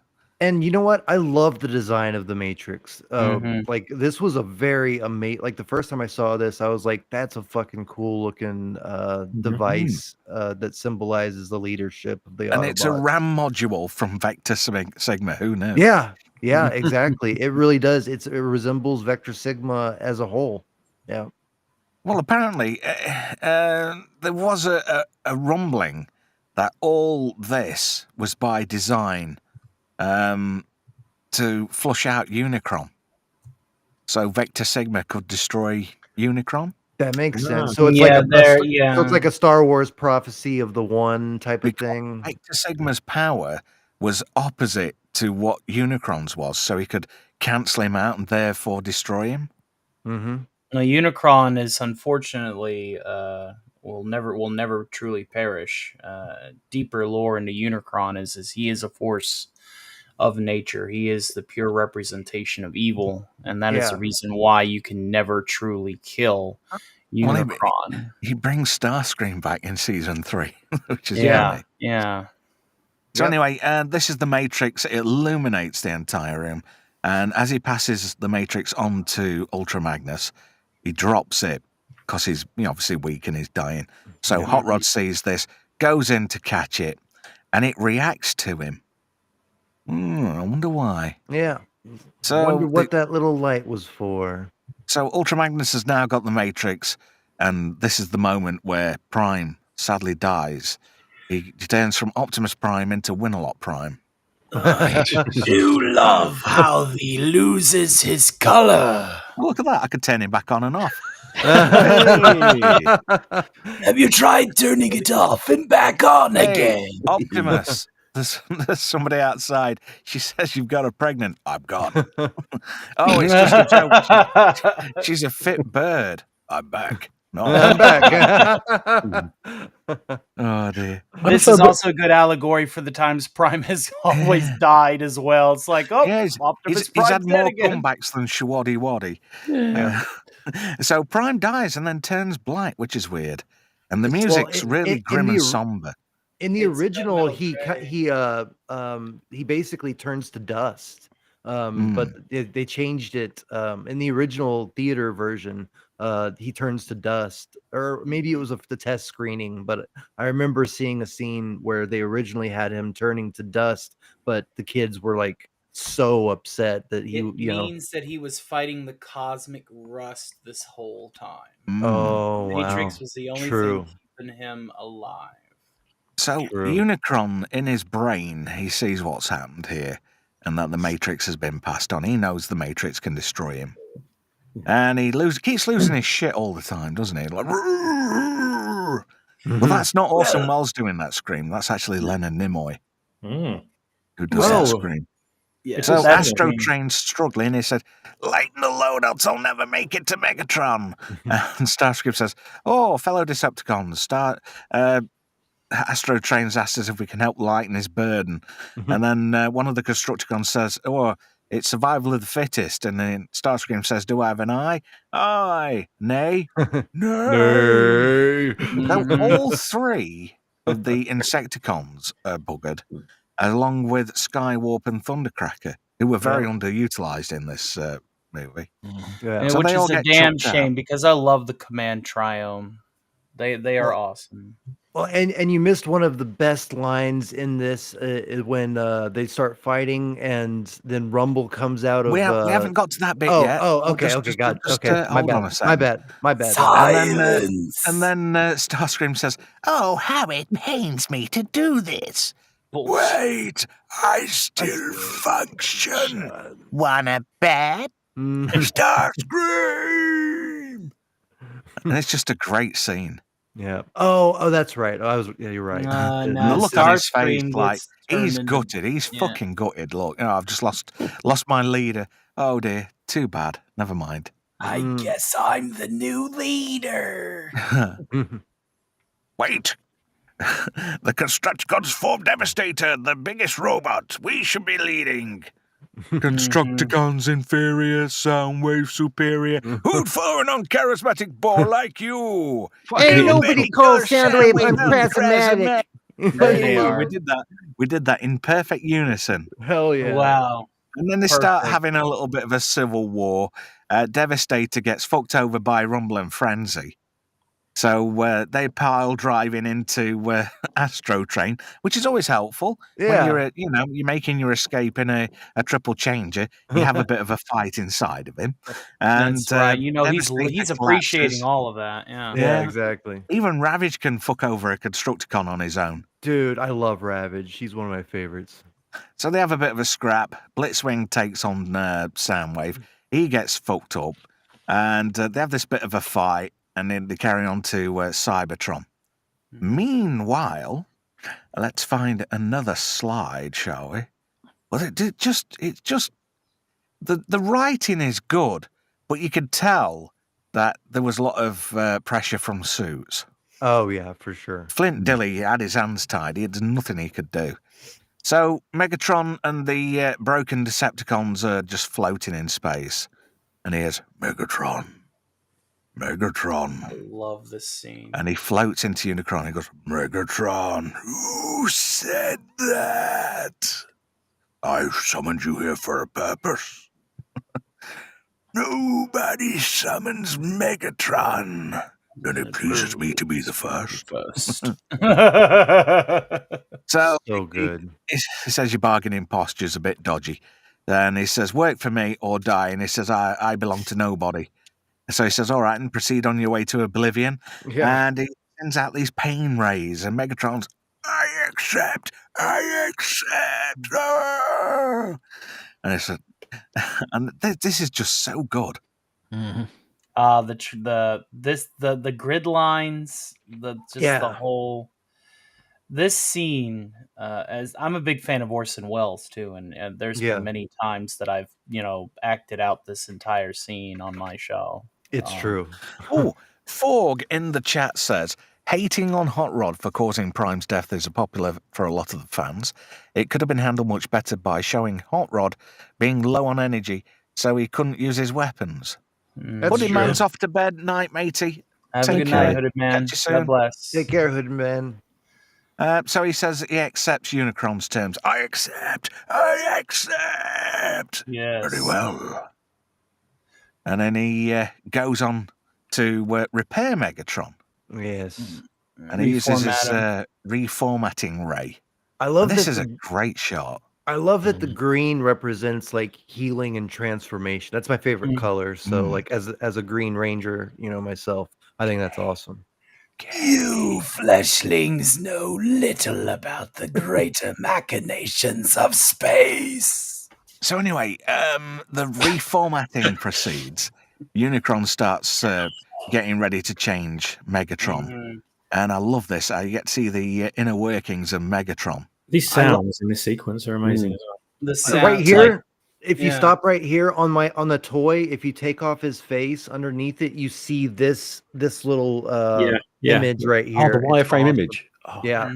Yeah, cool. like the under wires and stuff. It's cool. So cool. Well, you get to see the inner workings of Megatron. And then he gets reformatted, and this is just great. Mm-hmm. You can look very closely and see where the transformation functions are in it. Yeah. Not the T-Cog, but just all of it.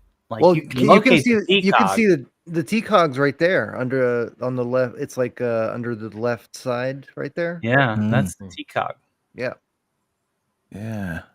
So anyway, he gets all these bandings come across him, and this starts the transformation. It's funny, a transformer gets transformed. Which makes you wonder when Alpha Trion... I've purposely not shown his face. I've left it at that, so we can leave people guessing. So the rest of the broken Decepticons start getting transformed.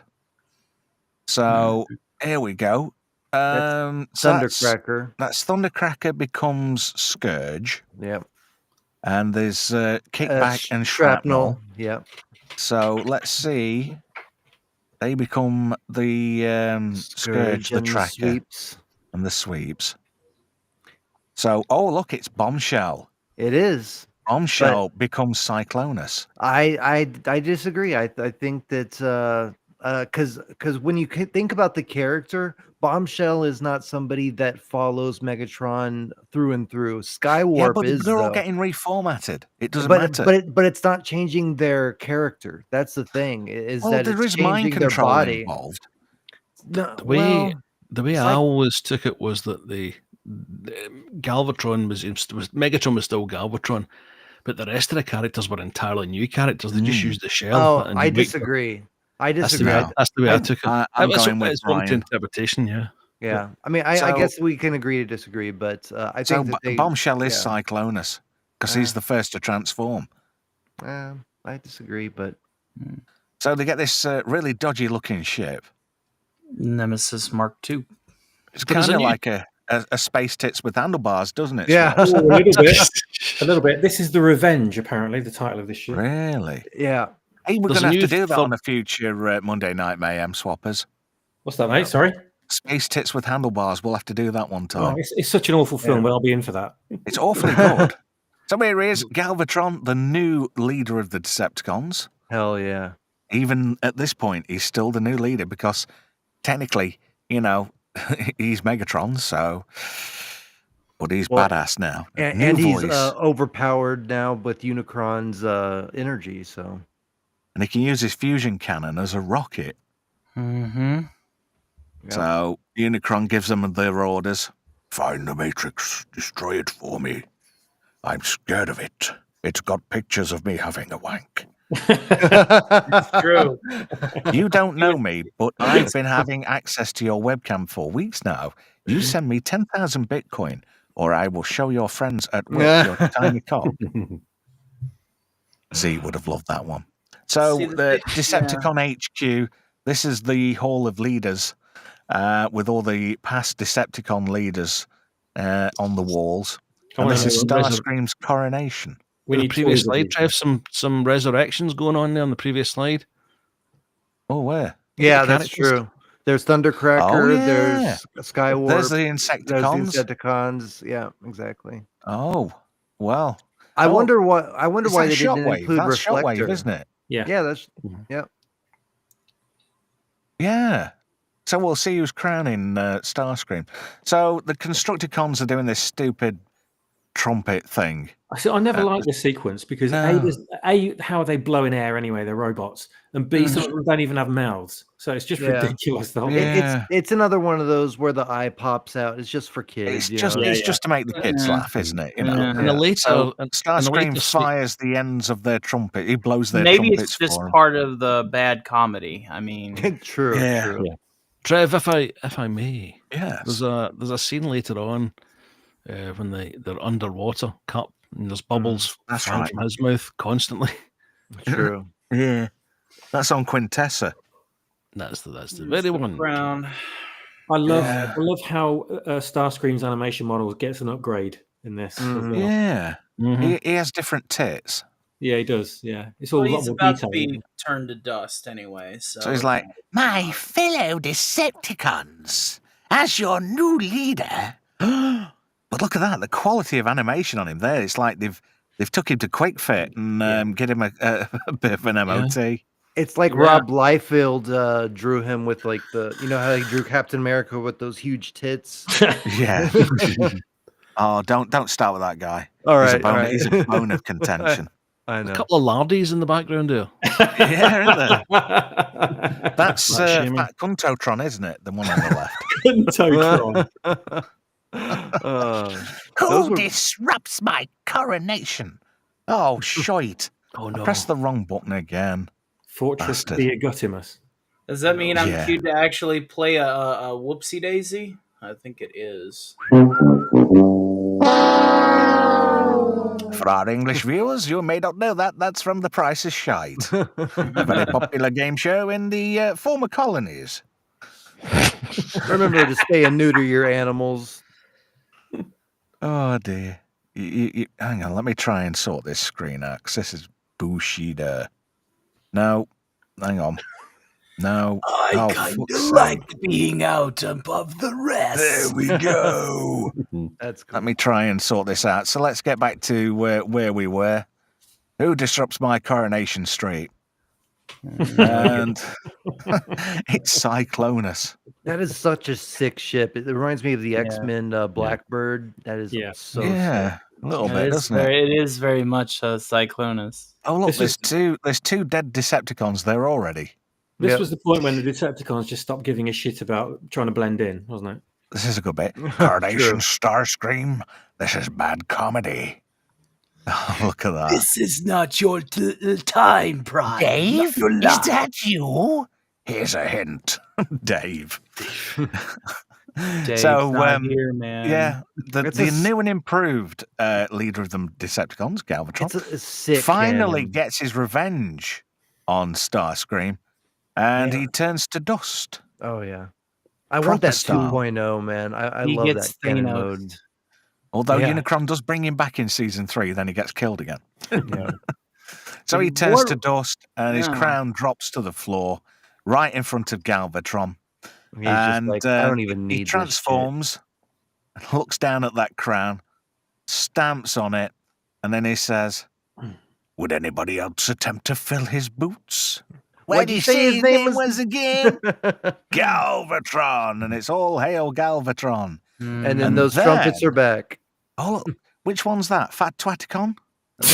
The fat twat. Fat twat. Fat Twaticon, Fat Cunticon. He's a and, cholesterol, man. Oh, Come that on. one at the far right, that looks like Pedocon, doesn't it? He just looks... Peter. Well, you see, Really these guys are they're the original forms behind the McDonald's Transformer toys, the Cholestericons. You The never know. Cholestericons. I know They one of them's, combine. one of them's silly, like, So it was in the neighbourhood. It's Unicron, and he starts attacking Moonbase, one of the moon bases, anyway. Moonbase 2, I think. Yeah, with Jazz and Cliff Jumper, and they all get on the radio, and Blaster starts picking it up. Roger me, Wilco me. Scatman Crothers doing some great delivery, and the I love He was so Blaster. good.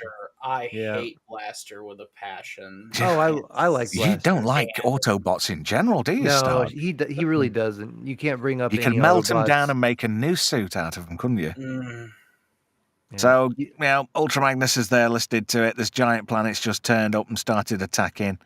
And Ultra Magnus is a bit crap, really. I was disappointed with Ultra Magnus because in Target 2006, he's just one of the most incredible Autobots ever. Yeah, And he in the really movie, is. He got really short shrifted. He hardly did anything in the movie, sadly. In this movie, Springer overshadows him, but in the long run, I think that Ultra Magnus is a cool character. Mm-hmm.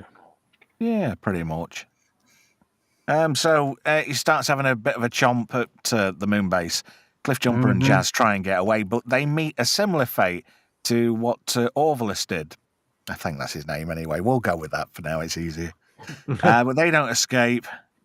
And then Spike and Bumblebee decide to lay a bit of a trap for Unicron because he's going to start chomping on them. So Bumblebee wires a big explosive up to the moon base. 20 seconds. They get clear, and Unicron's about to start devouring Moonbase 2 or 3 or whatever. They try and get away in the shuttle, and then just as he's about to finish swallowing the whole of the Moonbase, that's it, countdown 0, boom. Yep. And one of the most impressive bits of delivery from Corey Burton, and it's just first time you hear language of this caliber in this movie. Yeah. Yes, there's a rum word. So the bomb goes off, and they're like celebrating, and they're like, wait, hang on a minute. What? We didn't even make a scratch. Oh, shit. What are we going to do now? In a kid's movie, in a PG movie. Do you know why that word's there? Why? Because it was classed as a G movie originally, and they put that word in to bump it up to PG. Because if I remember, I didn't even know that. G movies didn't get views at the time. But really? PG movies more likely to didn't get know more families that. in. That's cool. Learn something new every day. That's awesome. Yeah. Well, I saw this in the cinema. Spike and Bumblebee get consumed, and then Galvatron says, "How dare Unicron!" And every time he says anything bad about his boss, he goes into pain mode. And this is why in season 3, he ends up on chart and he's completely insane. He's because literally of all the damage that had been done to his brain just turned him into a fruitcake. And that's why I think that Skywarp is Cyclonus, because in season 3, Cyclonus is actually like, he's trying so hard to like take him to like therapists and all sorts of shit to try to get Galvatron's head back into the right state. That's your worldview, and you're welcome to that. Yeah. I tend to agree it's bombshell, and I'm sticking with that. So anyway, Scourge says, remember, we belong to him now. And he's like, I belong to nobody. And he remembers that he's pretty much, he's the bitch in that relationship. So he says, back to Earth. And this is weird because they're back and flip-flopping to Earth. And it's like, Earth's only 10 minutes down the road. It's weird, isn't it? Let's go. Yeah.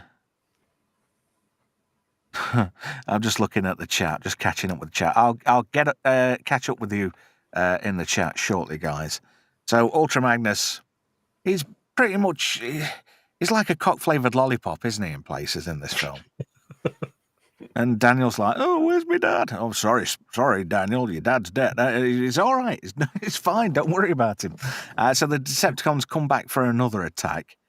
And who were left from the Series 1 toys? Not many of them.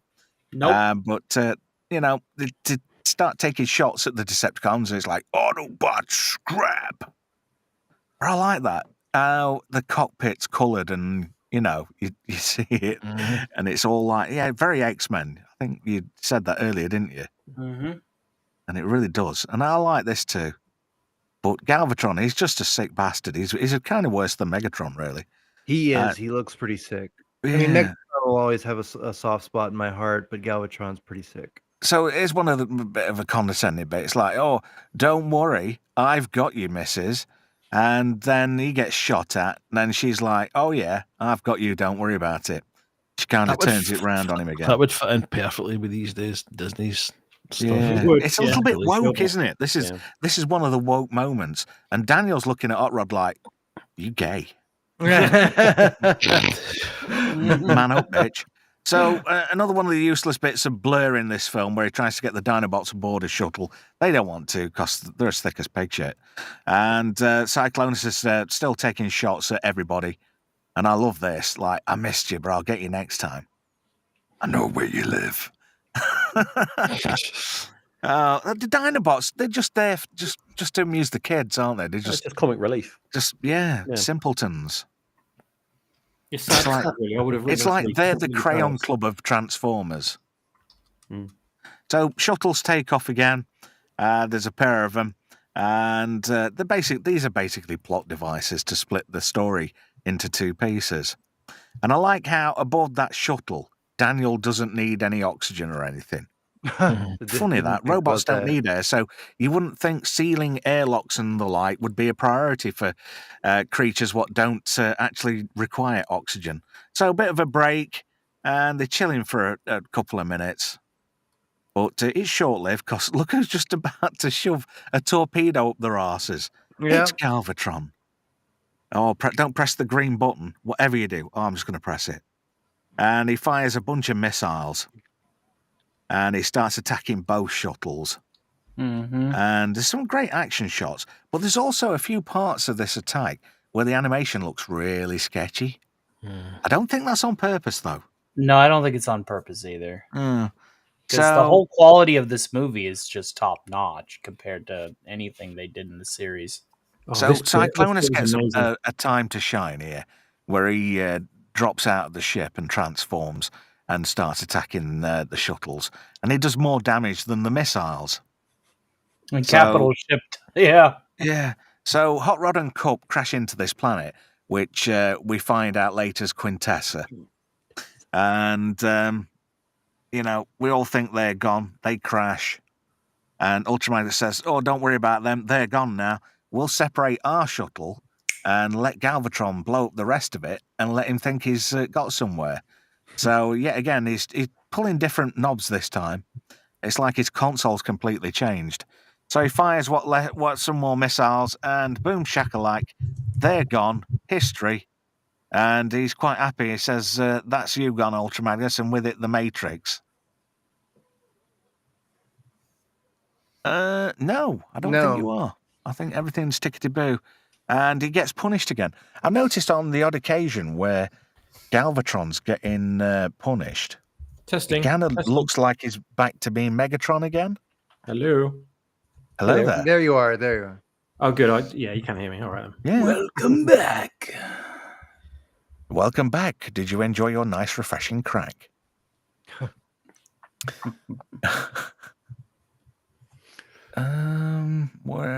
Right. So here we go. And this is when the soundtrack comes back in and starts to shine again.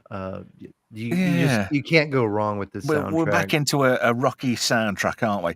Yeah. And Hot Rod's submersed in a sea of oil, and he's being attacked by piranhacons. Everything's a con. Sharkticon, Gatorcon, Piranhacon. I suppose that squid thing's Squidacon. Yeah, everything bad ends with a con. I wonder if a Decepticon convention's called a con-con. A con-con? I find your humor tasteless. Good. Hey. Like our sponsor, Potnacker, now in 7 different flavors. Oh, dear. So he converts his hand into a chopper, and he starts chopping everything up, and he gets out. and he hears Cup in distress. Hot Rod, help me! And starts firing away at the Squidacon, at the geriatric con, being held It's hostage. our first exposure with a C-con, folks. Yeah. Oh, true. Yeah. So he starts zapping away. Cup's in a bad way, and he gets entangled, and Hot Rod does his thing, showing off how shit hot he is because he's the new model. And he shoots this thing's eye out, and it squirts ink at him. Yeah. Like a creature on another world would do that. I just find how the people in the creative department just ripped off stuff in life and tried to transpose it onto a different planet. So Cup's in a bit of a mess, and he's like, "Oh, fix me!" So he takes him by the way to repair him. Meanwhile, the other shuttle is about to crash land on the planet of Junk. Junkion. The original concept for this planet. Can I just quickly mention? You just do that 1 second. I just have to turn myself off just for a little second.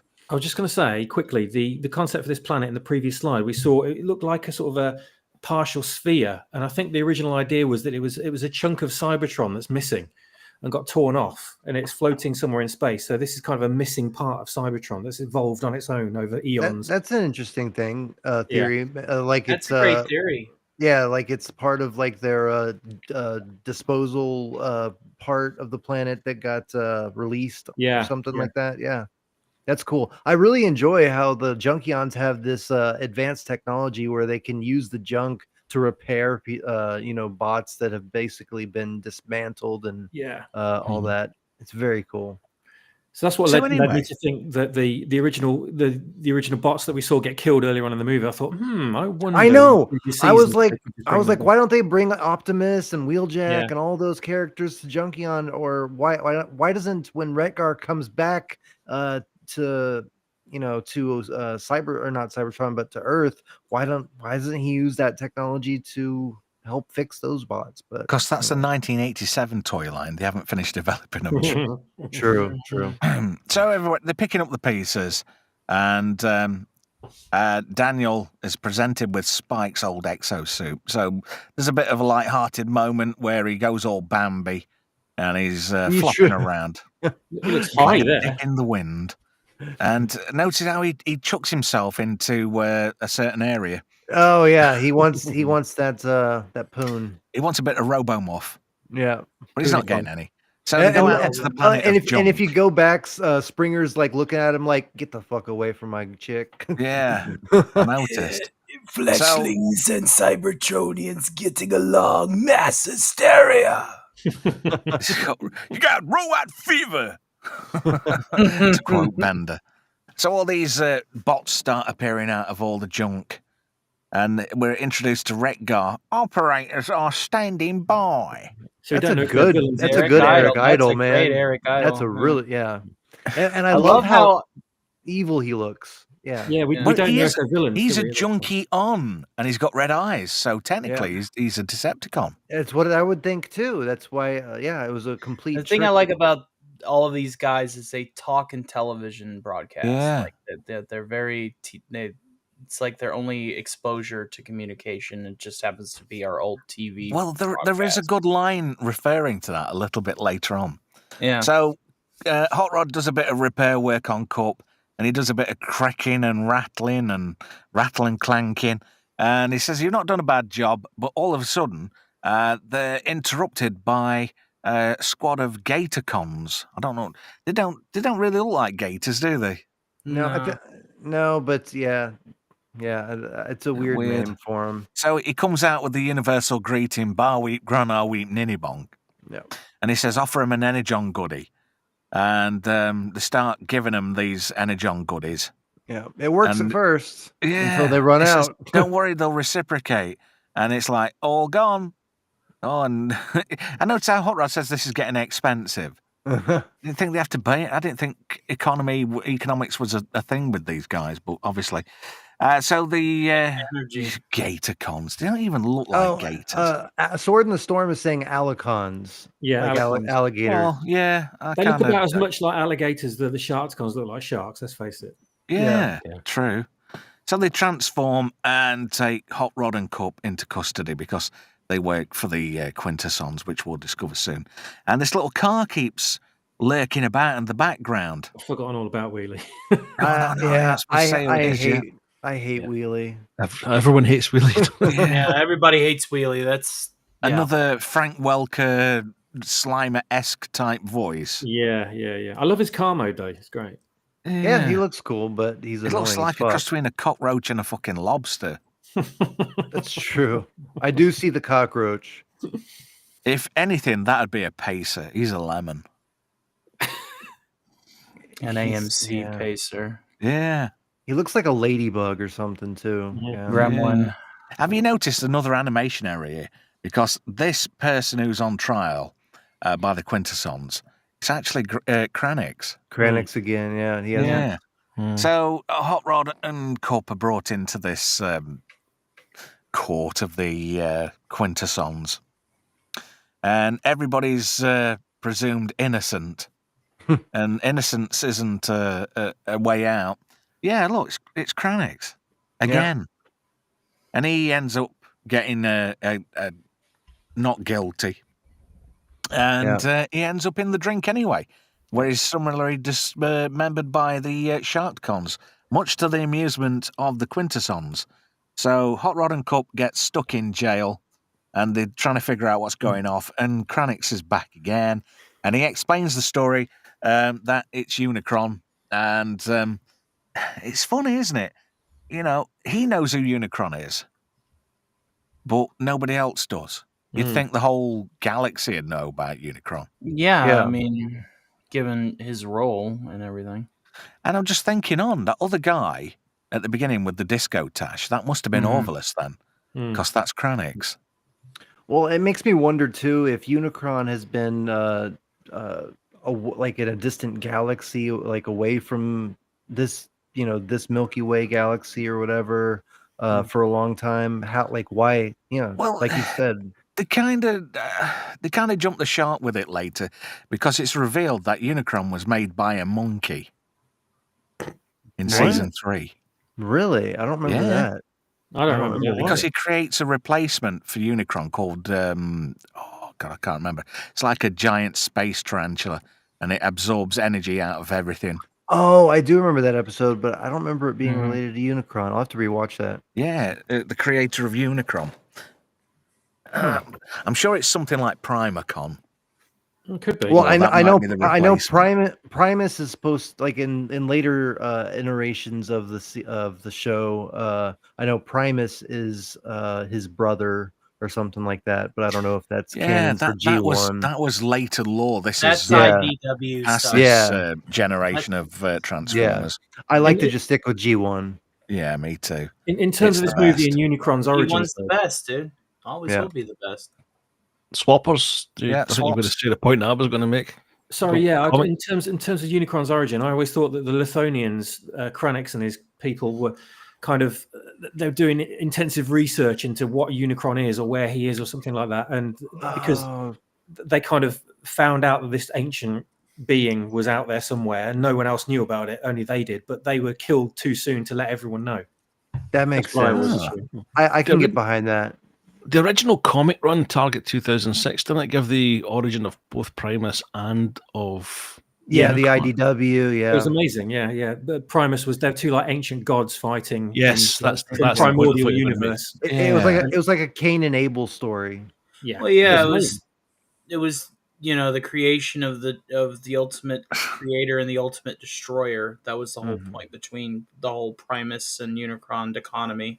Yeah, it was great. Like Unicron transformed, they kind of concealed themselves in asteroids or something, and Unicron transformed himself into a giant deadly robot that transforms itself, and Primus transformed himself into a planet that bore individual transforming life forms. So it was kind of a cool duality going on. There was one comic run where Unicron was destroyed, but he managed to download his consciousness into Megatron. Yes, that was in the mid 2000s. That was a good. It was sort of like that was right. Everything but All Hail Megatron is like the last really good IDW comic run, Everything before that was really, really good, but my first exposure into the woke crap that we hate was through Transformers. Whenever they started Really? writing, whenever they started writing for like Windblade and making her the bestest ever, Yeah. all that stuff, and I'm like, Yeah. what? That's the reason why that's when I met Ledoux, another friend of mine. That was my first exposure to the woke crap, and then That's everything, and I just crazy. started seeing everything else, and I'm like, Do you know the worst iteration of these the G1, the worst iteration? Does anybody know what it is? There's been some bad ones, but I don't know what the worst one is. Yeah. It's like the stuff after Headmasters. Micromasters. No, the Takara The Transformers. the Power Masters. No, not the Headmasters and all that kind of malarkey. But the stuff that's badly voiced in Japan, where it Soundwave and Blaster have that battle, and they both get destroyed, and it's like, I'll get that scum, Billy. Is that the one with Six Shot? Yeah. And it's Okay. like the bad voiceover and narration. Rodimus Prime is back on Cybertron. Yeah, It's like that's they're all done right. by Japanese porn voiceovers. It might have been, yeah. Like Swiss Tony. One of them sounds like Swiss Tony. Meanwhile, Galvatron is making love to a beautiful woman. So anyway, Kranix is finally on trial by the Quintessons. And he gets a not guilty verdict. And he gets But it's an execution anyway. Yeah. So he Guilty ends or up not in the guilty, drink, yeah, and he doesn't gets matter. dismembered, and he says, wait, I'm the last of my kind. And Hot Rod and Cup are just reeling at the injustice of it all. Meanwhile, Swoop says, I'm not seeing anything, but he's pointing that way. That's don't your see anything Dinobot that for you. way. That's your average Dinobot. Wheeljack's worst mistake. I'm going to I'll say it again. You've got to partially blame Ratchet as well. He's Yeah. complicit. Yeah. But you have to understand that they didn't need Vector Sigma. They actually built Autobots Yeah, without. no. So I mean, I gotta. There's a lot of He's like the contradictions in mad its own scientist. universe. It's just bizarre. Yeah. So anyway, we're introduced to Wheelie. Friends fine, look behind. You got wrong way, me say you fucking retard. And the only just worst stupid character. dialect, the dialect and accent is the worst. I thought the Dinobots were the worst with their caveman talk. No. Oh, yeah. God. Sword in the Storm says the Japanese ones are terrible. Yeah, the Takara ones are just utter shite. Yeah.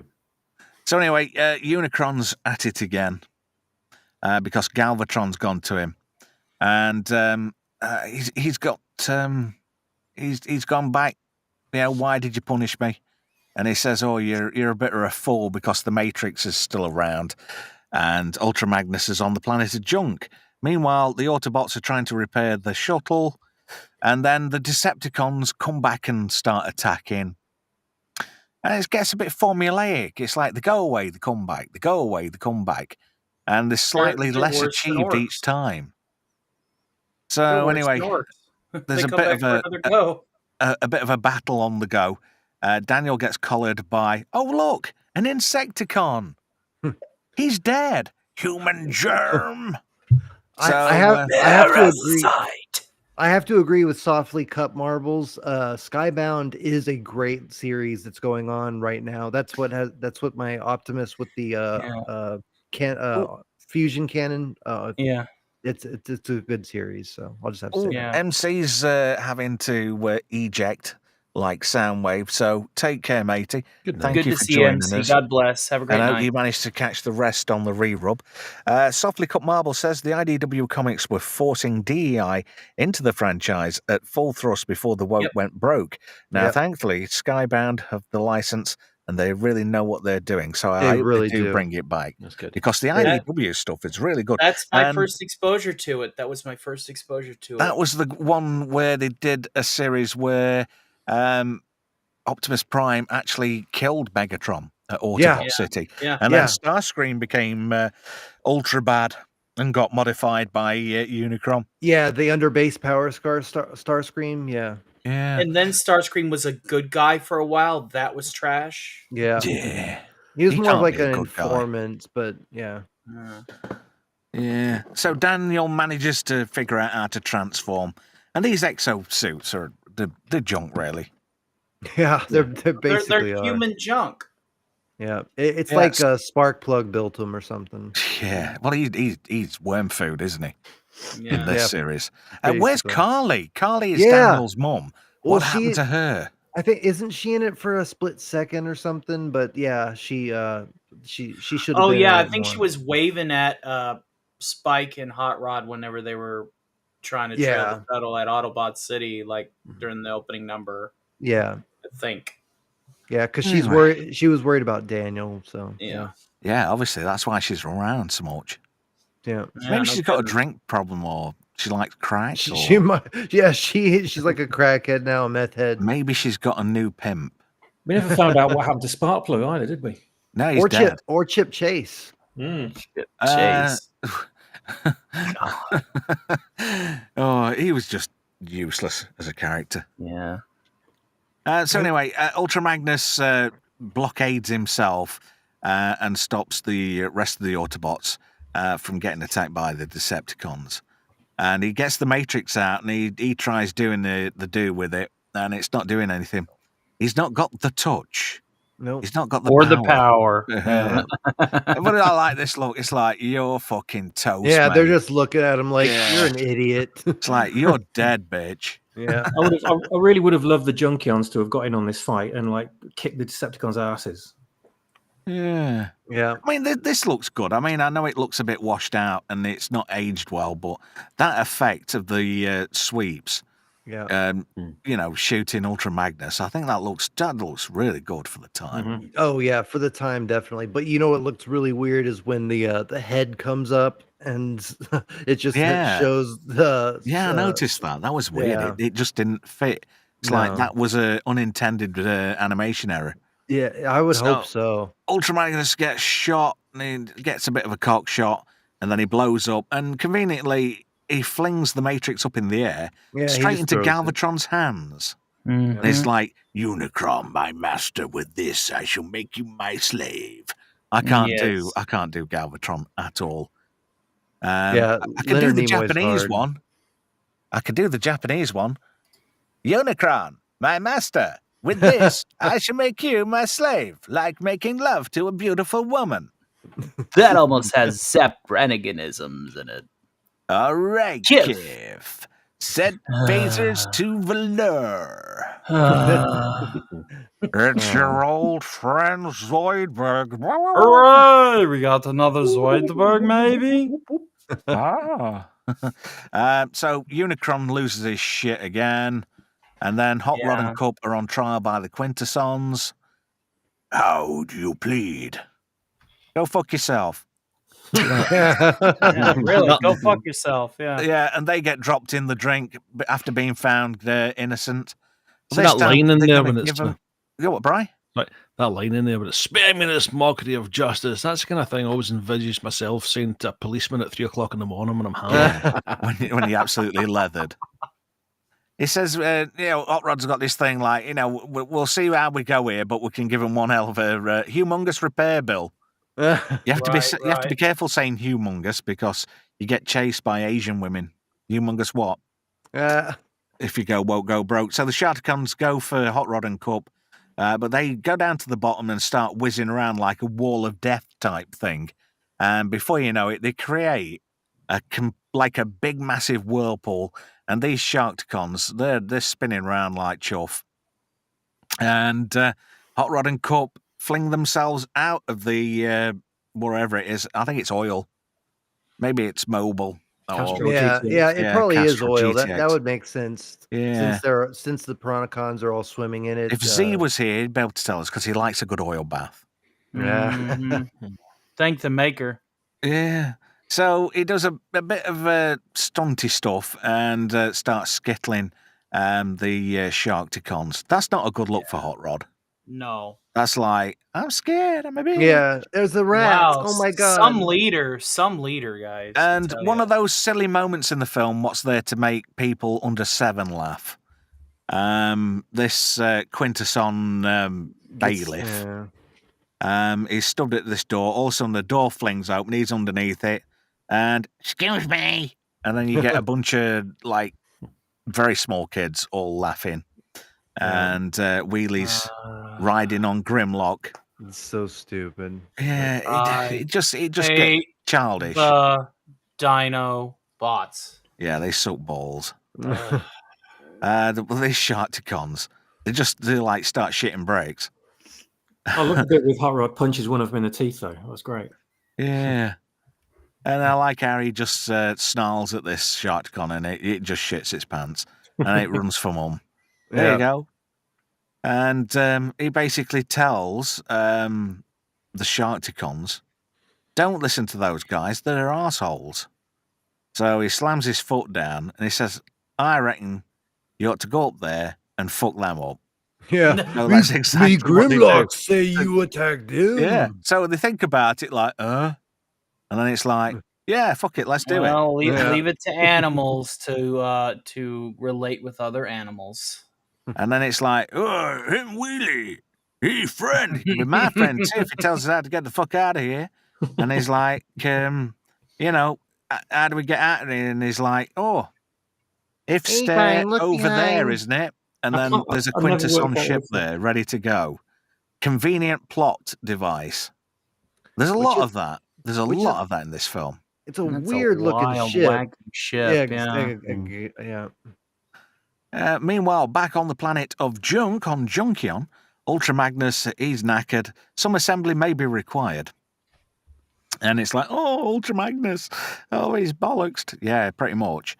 And then all of a sudden, Motorbike comes out of nowhere, and this is where the Junkions start attacking. Yeah. And then Dare to be stupid. He checks in, but he don't check out. And we get Weird Al Yankovic's Dare to be Stupid. Stick your head in the microwave and give yourself a tan. Dun, dun, dun, dun, dun, dun.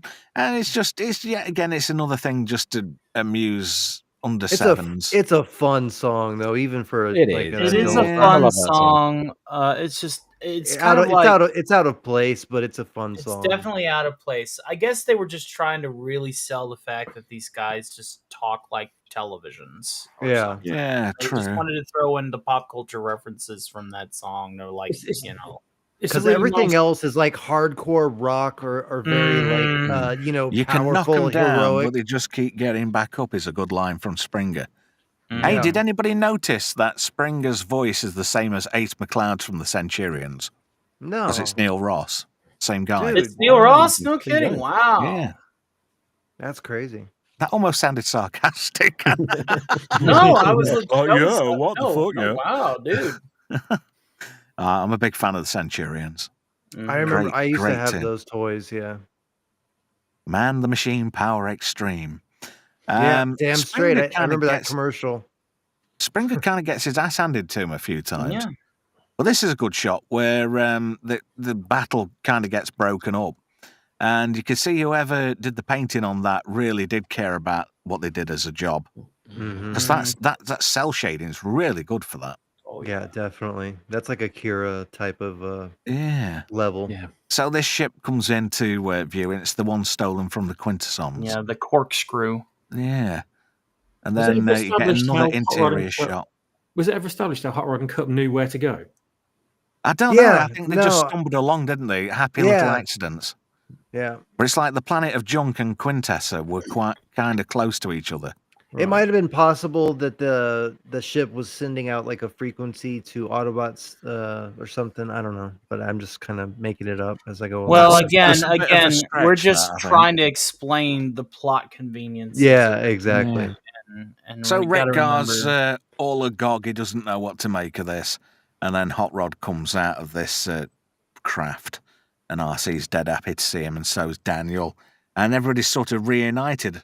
It's Hot Rod and Cup and the Dinobots. And he says, let me handle this. Bonnie, Wop, Weep, yeah, Ninny Bong. And then Hot Rod says, Bar Weep, Grana Weep, Ninny Bong. Offers him an Energon goodie. And then it's, all wheat, grown all wheat, ninny bong. And then, we get the second half of Dare to Be Stupid. Yeah, and they start dancing, or it's like a Indian rain dance that they all get together. And And then Wheelie starts fucking breakdancing. yeah. Stupid. I hate Wheelie. I do too. I'm with you. Of all of the Autobots, it's Wheelie, the Dinobots, that I hate the most. He's about as much use as a condom with a hole in it. Tits. Are there any Autobots that you do actually don't hate? I like most of them. It's just I tell you one Autobot I don't hate. Who? Go on. Perceptor. Oh, Great good. sniper, analytical mind. Okay, cool. I'll give it to you. That's awesome. I love Perceptor too. He has some good episodes. Yeah. Do you know one of the Decepticons I would have liked to have seen, and I know there's rumbles in the background that they are actually making it now. But Reflector, That's what I mentioned. Oh, That's what I Reflector. mentioned earlier. I was like, why isn't Reflector in this? He's one of my favorites. Everybody's favorite Snoop.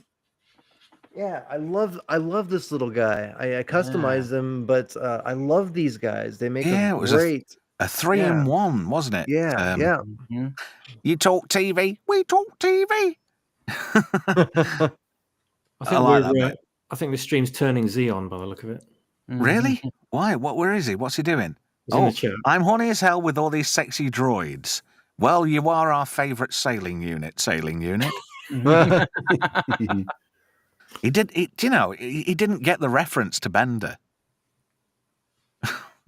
It's all right. Did somebody mention Bender?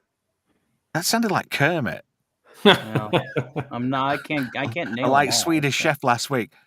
Hey there, Swedish Chef. Hey there, Kermit. How are you now? I do halal now only. I'm vegan, but it's okay. So anyway, they're all mates now, and they bring the parts of Ultra Magnus back. And I did cut one bit out of here because they splodged some dodgy-looking liquid on him. I didn't like the look of it. Yeah, that was kind of odd. Your smashed-up friends soon like new with turbo handling. Although that's in the other bit. Mm-hmm. So Ultra Magnus minus the Matrix. Yeah, why does he have that? It's just complete an empty slot. It's I think it's to emphasize the fact that Ultra Magnus fucked up Big Style. Yeah, that makes He had sense. one job and he completely fucked it up. I'm just a soldier. So he's like, and he says, "Where's the Matrix?" Gone with Galvatron, and he's gone to Unicron. So Hot Rod starts getting on his soapbox. Oh, I'm going to go to Unicron. Let's go and sort him out. And I want the Matrix. Almost like he's drawn to it. And the Junkions have got a bit of a surprise for the plucky Autobots because the planet has got a ship embedded into it. So Retgar switches it on. And this is where it comes out with turbo handling. I haven't got the exact lines to hand, but I wish I did because I could have done a Retgar impression. So Hot Rod your and title's good, dude. Thank you. Yeah, you've been getting like a lot of. Your voices are on point, and you've been doing some like spot on lines. So Do you know? I gotta give you credit. I wish I had a dollar for every time I've seen this movie. Go, I me would have too. a shitload of dollars. Me too. Yeah, You I know, remember. I could flick a wad at some hose and say, "Go buy yourself some tits." Yeah. Yeah, my son says that a lot to me for some reason. Oh. Dear. Anyway, so the Junkion planet turns into a ship, and they all rally and blast off and head for Unicron.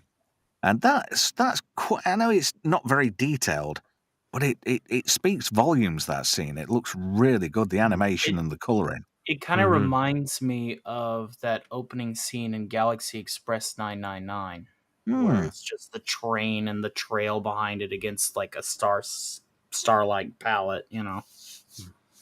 Sword in the Storm says he's got the reflector set. Yeah. I'd be quite interested to see that. Yeah, I have mine right here.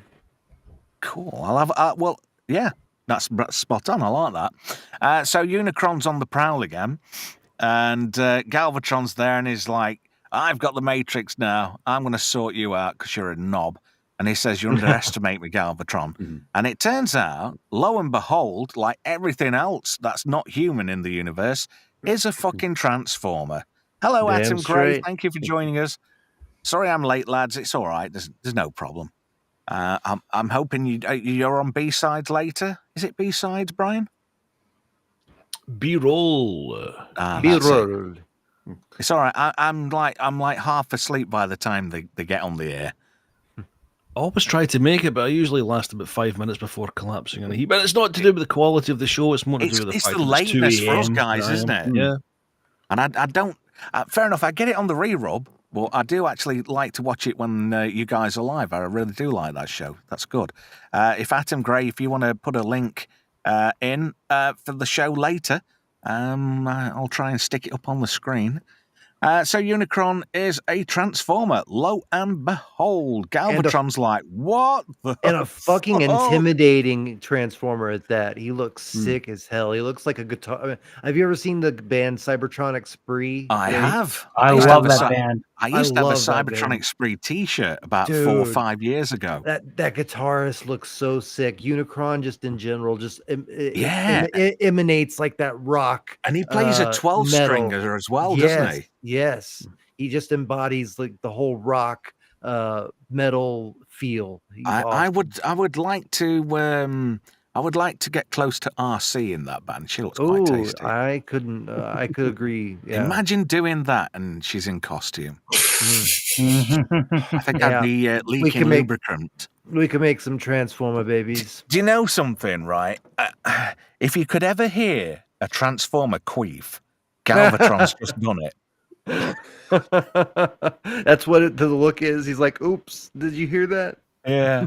The transformation sequence for Unicron. looks it gives you a sense of the scale of him as well. 'cause Oh the way yeah, it's I all mean, done, he's the size of a planet. He's the size of the moon, for example. It's slow and all defined, and you can see how it all just slides It's into place. purposeful. Yeah, and by the It's time you get to deliberate. the end, you realize how badly Galvatron screwed up. And I like this. For a time, I considered sparing your wretched little planet, Cybertron.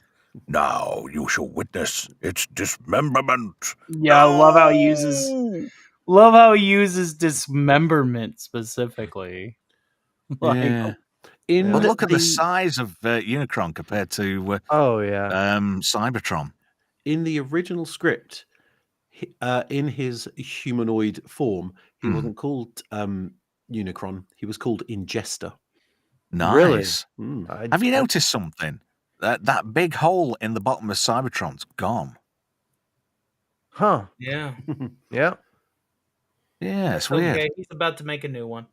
Yeah, he's about to tear it a new asshole. That's true. And he does. He royally goes to town. It's like a royal rumble, isn't it? Yeah. He starts kicking ass, and it's like, Decepticons, scramble! We're under attack. And you see this scene here. Scramble! Get out of here! And then the next scene, I didn't notice, but I just, by coincidence, got this next shot. And I thought, I'd leave this one in, because you actually get to see a bunch of Decepticons you would have never, ever seen had it not been for this scene. Look at his face at the bottom. Oh my God. I've never seen him before. Yeah, but look at him. He's Smiler-Con. all of them are kind of weird. Yeah. They kind of look like Autobots. The one in the back looks like a xenomorph. Yeah. Well, yeah. Weird head. Yeah. That's cool. I don't think I've ever seen that. Man-at-Arms-a-Con. There's that one there. And Dollar Store Shockwave. I think they knew it was only going to be on screen for a couple of seconds, so it's sort of like, what can we make up that looks a bit like a Decepticon, and just kind of sketched it quickly. Yeah. I just thought I'd leave that in there because this is like a minutia moment. If it hadn't have been for me getting this screenshot, nobody would have been aware that split second actually existed. Mm-hmm. Yeah, if you hadn't shown this, I don't think I would have ever thought that this was in this movie. I know it seems irrelevant, but I just thought I'd leave it in for context. It's cool. I enjoy it. I think it's cool to find out new things about the movie. So, Unicron's own ship is now attacking Unicron. And I love how he's got these laser eyes. Oh yes, Yeah, those green eyes are so powerful. eye lasers and mouth lasers are the best. lasers. Oh, don't get me started, yeah. We'll be here Zip all it. night. Zip it. Zip it, Stark. There's Okay. the Ziponium. Shush. www. Zip it. When a problem comes along, you must dip it. Yeah. there's And I the like facial this. hair back after the clean shaven look just a couple of slides before. Yeah. It's changing. Weird, isn't it?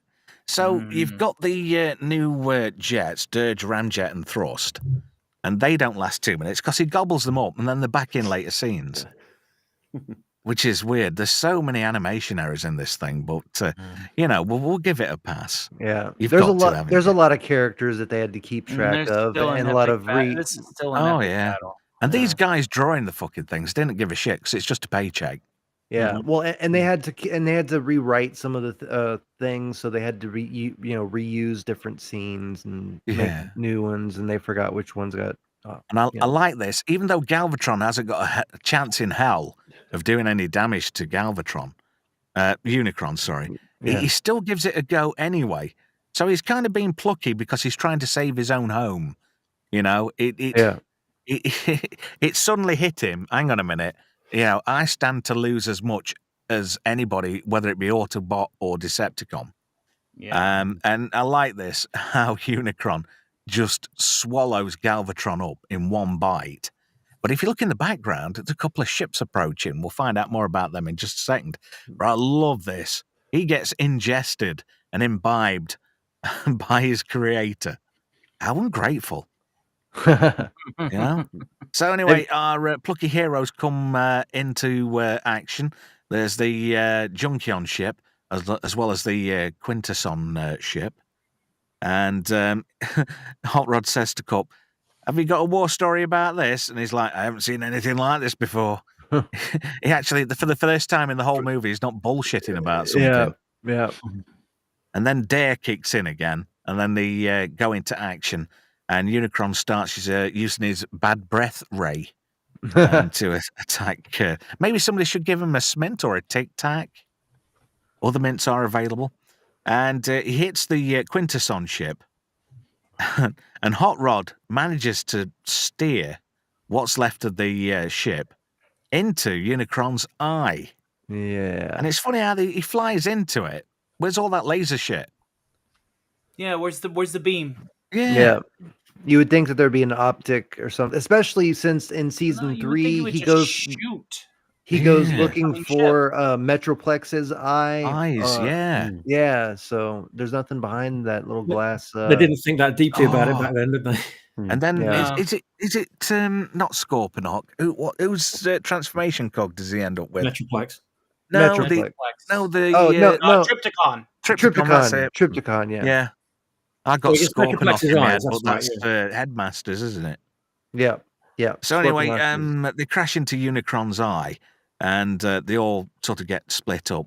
Daniel, RC, and a few of the others go one way, and they start getting attacked by Unicron's, how can I put it? Like his immune system. Antibodies, yeah. So his body starts attacking the Autobots that crashed in the ship. Meanwhile, Hot Rod, he ends up going down a different hole. I'm not sure which one it is, but it's a dark one. And I think it's the liver, man. It's the liver. The star-shaped. So when he Rusty Sheriff's badge and all that. It could be some backdoor action taking place soon. Yeah. So Hot Rod's taking a good look around, and he sees the Matrix. "It'll do you no good, Autobot. It can't be opened." Well, that is just such an ominous, great shot. It is. Yeah, you just see the shadow of Galvatron in his eyes and the Matrix fully lit up. It's like, that's pointing out to you, isn't it? This is a beacon of hope. In all that darkness, there's the light. It is very well if animated. you want to go deep on stuff. Yeah. And then Galvatron's revealed. And then it's Unicron's, "Destroy him, Galvatron." It's funny that. It doesn't say kill him, it says destroy him, Galvatron. Yeah. Yes, my master. And I love this, just this whole element of controlling him by pain and just sheer brute mental force. anguish. Yeah. Yeah. More damage. And it just fucks his head up in the end. Mm-hmm. So Yes. Hot Rod starts doing one, and Galvatron just starts blasting away at him. And just look at that. That's he means business there. He's going to kick somebody's ass. Oh yeah. And it rhymes with hot dog. He's ready to fuck that shit up. He is. Yeah. And to be fair, Hot Rod's just a kid. And Yeah. Galvatron's millions of years old. Meanwhile, in lower intestines of Unicron, these Transformers are running away. But look at Daniel. He's lagging in the background. And just like the typical... there's always one that trips up. Or falls over something, or Velma loses her glasses. Can I say something real quick? Yeah, sure. RC, they have a masterpiece version of her, and in Japan they made an upgrade where she has like her tits, basically. Like you can put a chest on her, and she has like flesh tits, like that. I am really not surprised. I find that offensive. And it's very funny. misogynistic. Yeah, It's so offensive. I think I would have to see pictures to Yeah. check. Look it up. Look I'm up. sorry, Fans Theta, Toys you have to upgrade. show us the tits. You want me to show? I mean, I can show Or you the show us figure. your tits. All right, no. Show us your tits. Go on, get your shirt off, love. No. You had to lower the tone, didn't you? So anyway, they try and rescue Daniel, and this immune system starts attacking him at close quarters. But RC, being the chick, she starts shooting without any thought, and she hits a pipe, and she gets everybody moist with her shooter. Yeah. And Springer, he's wet. She He's proper starts sodden. squirting everywhere. Yeah. Now that Everybody's can't be soggy. water. You think that's coolant? And, the Transformers go down the right-hand side of that passage, and Daniel ends up going down the left-hand side as you looked at it, and he ends up in the bowels of Unicron, where captured Transformers from various species all get chucked into an acid pit and digested. Yeah. And it's just pure coincidence and timing that Daniel sort of like wakes up, comes to, and his dad is on a conveyor belt. Yeah, and right he's, there. There's about Yeah. 3 robots in front of him, and then he's next for the acid, and he's like, son, you're going to have to save me, otherwise I'm going to die. How do I do it, Dad? You better fucking figure it out quick, son, otherwise you're going to be an orphan. Because his mum's disappeared, and she went off with Lamar somewhere in a pink Cadillac. And Daniel's like, I don't know how to do it. What do I do? And a bit of messing around, and he gets elbow lasers, as you do. And he manages to knock the lid down just as Spike, Bumblebee, and Jazz are about to end up in the acid. But did he do it in time? And it's like, we flick back to Galvatron. We don't quite know. We'll keep you in suspense. Time to die, Autobot. Not today, Galvatron. And they start having a bit of fisticuffs. And Hot Rod starts running away again. Galvatron's blasting away at him. And he sort of spins round. And, after he gets knocked on his arse a couple of times, he starts shooting back. And he makes a run at Galvatron. And it's quite good, because he chops and changes between modes. Yeah. And he tries to blind Galvatron as he attacks him. And yeah, then he takes advantage of both modes. I love that part. Yeah, the transformations are very short and snappy, and really well done, and the timing's spot on. And Galvatron gets him, and he's like, first Prime, then Ultra Magnus. It's a pity you Autobots die so easily. Not a problem. In the meantime, the Junkion ship gets caught by Unicron, and he gives him a bit of a squeeze, and I love this. It's like he's looking in, but Unicron doesn't give a shit. No. And this is the line, isn't it? First Prime, then Ultra Magnus. It's a pity you Autobots die so easily. And he's on about getting certain satisfaction And then Hot Rod grabs the Matrix and it reacts to him. And as he pulls it away, we hear the voice, "Arise, Rodimus Prime." And he's like, "Optimus." And he turns into Rodimus Prime. Oh, I got those shots spot on. You got the touch. And it's like, "No!" And he starts shooting away. And he just doesn't even touch him. Yeah, it's just bouncing off. Yeah. But he gets that shot in his hand and he knocks the Matrix out of his hand. And then it's end of the road, Galvatron. So they start and have a bit of a tussle. A few fisticuffs, a few good swipes. But he misses. And then just throws him through and then he throws him out of Unicron's arse. And he goes flying away out into space. And he ends up on Char. Yeah, that's true. When he loses his mind. Yeah, after Unicron's death, whatever connection he had via mind, it just turned his head into Chop Suey. I think it was a combination of what Unicron was doing to him, and then losing the torture. and then losing to Rodimus Prime. I think that's what broke him finally. Yeah, he lost to a kid. Yeah, barely off the assembly line. Yeah, both new models, and the newer the younger model beat him. So Rodimus can unlock the Matrix. So he says, "Light our darkest hour." And the energy released from Vector Sigma's memory core is the opposite to Unicron's power frequency. Mm-hmm. So it nullifies him and starts destroying him. So he starts blowing up internally. And, he starts blowing up from the inside out. And everybody starts making a run for it. The immune system obviously explodes, releases our heroes. And they all sort of bump into one another, and everybody's safe. Daniel did rescue the rest of those guys.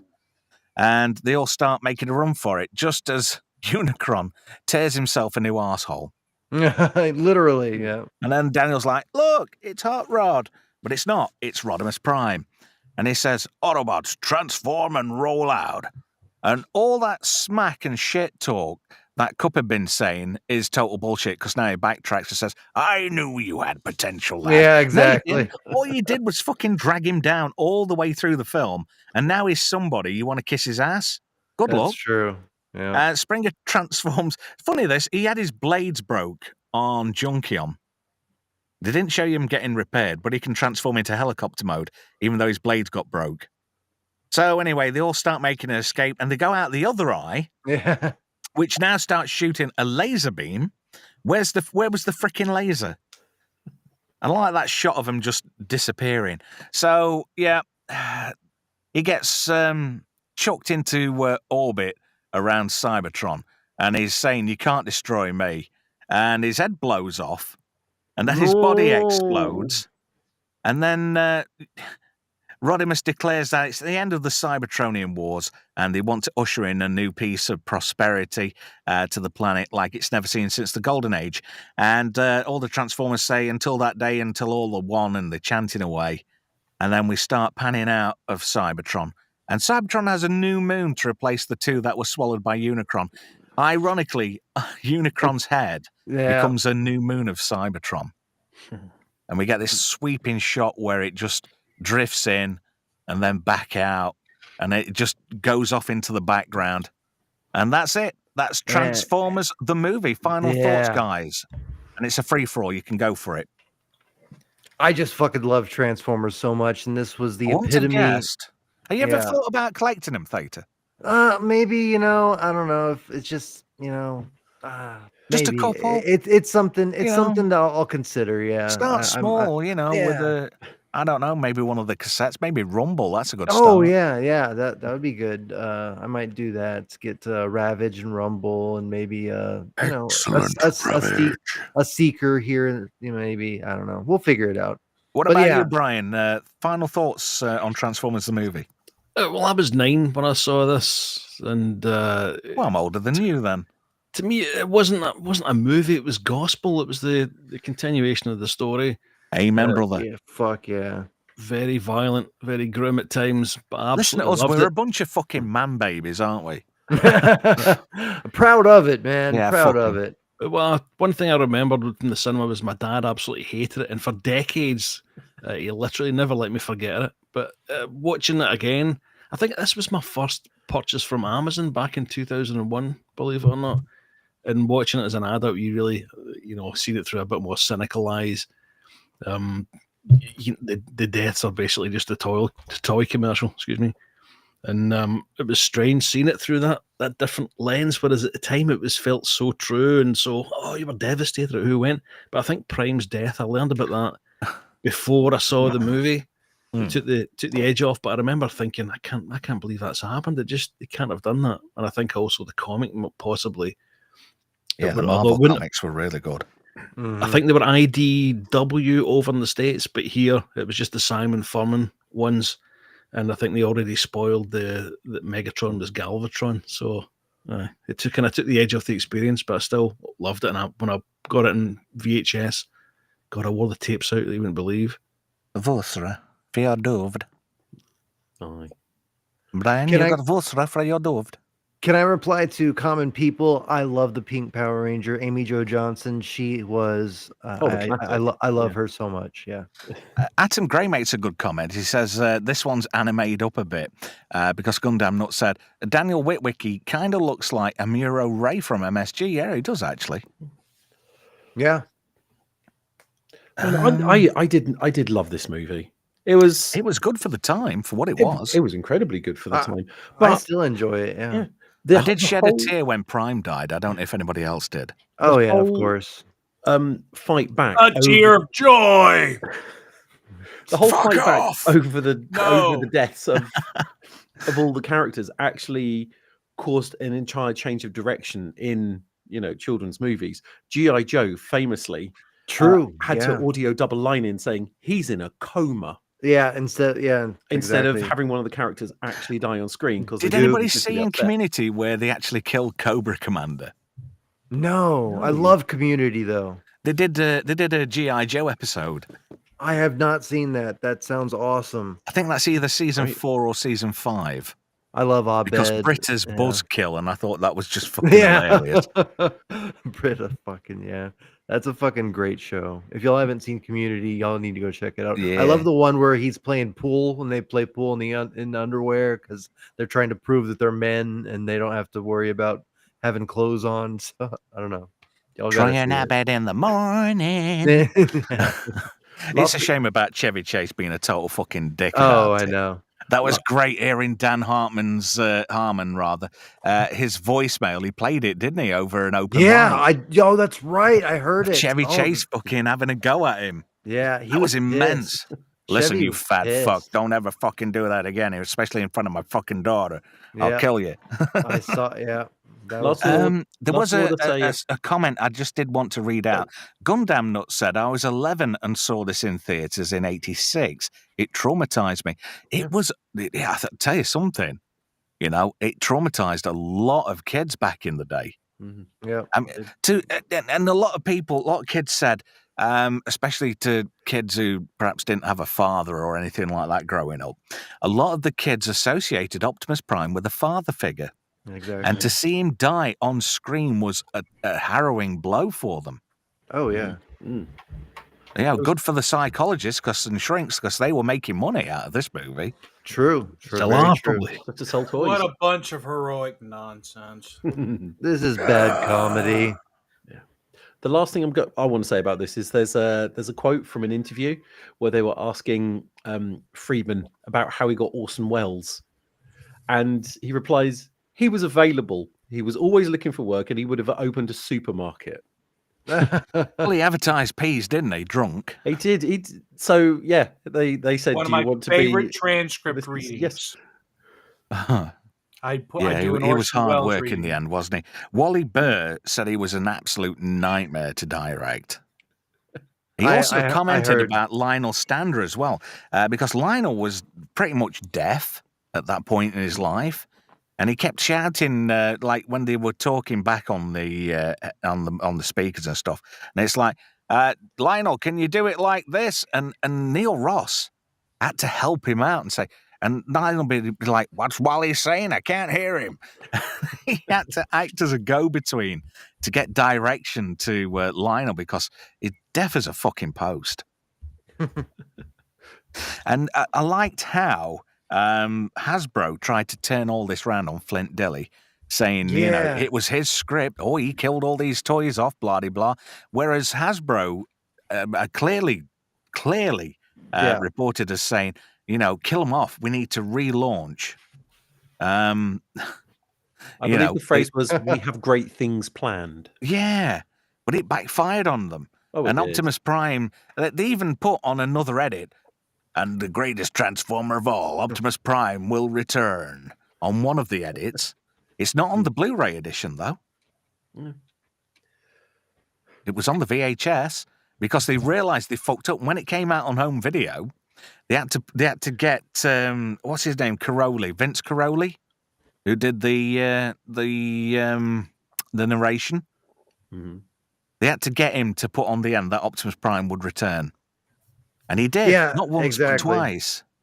Yeah, he returned as a zombie, and then actually finally came back as the real Optimus. Yeah, and the irony is they had to get a Quintesson to bring him back. Mm-hmm. Because Skylinks had to capture a Quintesson and bring back Prime's body back to Earth so he could be brought back because of that rage virus.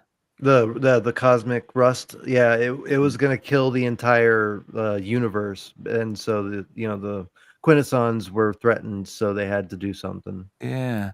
Palpatron, you've been exceptionally quiet. What are your final thoughts on Transformers the movie? It never gets old. I could keep watching it forever and never get tired of it. It's just a feast for the eyes every single time. It doesn't matter how silly it might be in places, the plot holes, the conveniences. You can forgive it because it's just so much fun. It's perfectly paced. It's just a brilliant romp that you just get pulled along with like a roller coaster. The characters are amazing. The beautiful designs.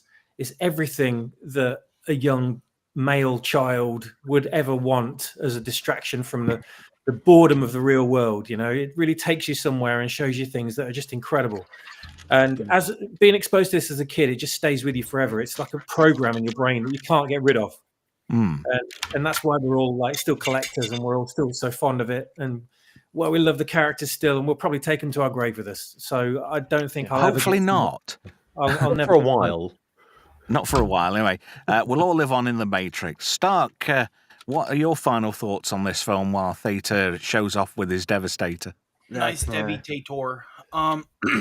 What hasn't been said about this film besides praises, innumerable praises? So I won't take up too much time, but simply add that this film got me into collecting Transformers, much like the series before it. And I wanted a Galvatron. I wanted all that stuff. I still don't have a Unicron. It's one of the few pieces that I don't have. Yeah, well, it might happen one day. You never know. That's an impressive Devastator you've got there, sir. I painted it to be cartoon accurate, so this is a paint job I did all myself. Wow. Right, that's great. I want to thank everybody on the panel for joining me this evening. Next week on Monday Night Mayhem, we'll be doing RoboCop, the Paul Verhoeven classic starring Peter Weller and Kurtwood Smith, Ray Wise, and Nancy Allen, just to name a few of the big stars in this film. And we'll catch you next week. We'll also see you for Fubar Friday, Season 2, Episode 2. I hope you enjoyed Episode 1.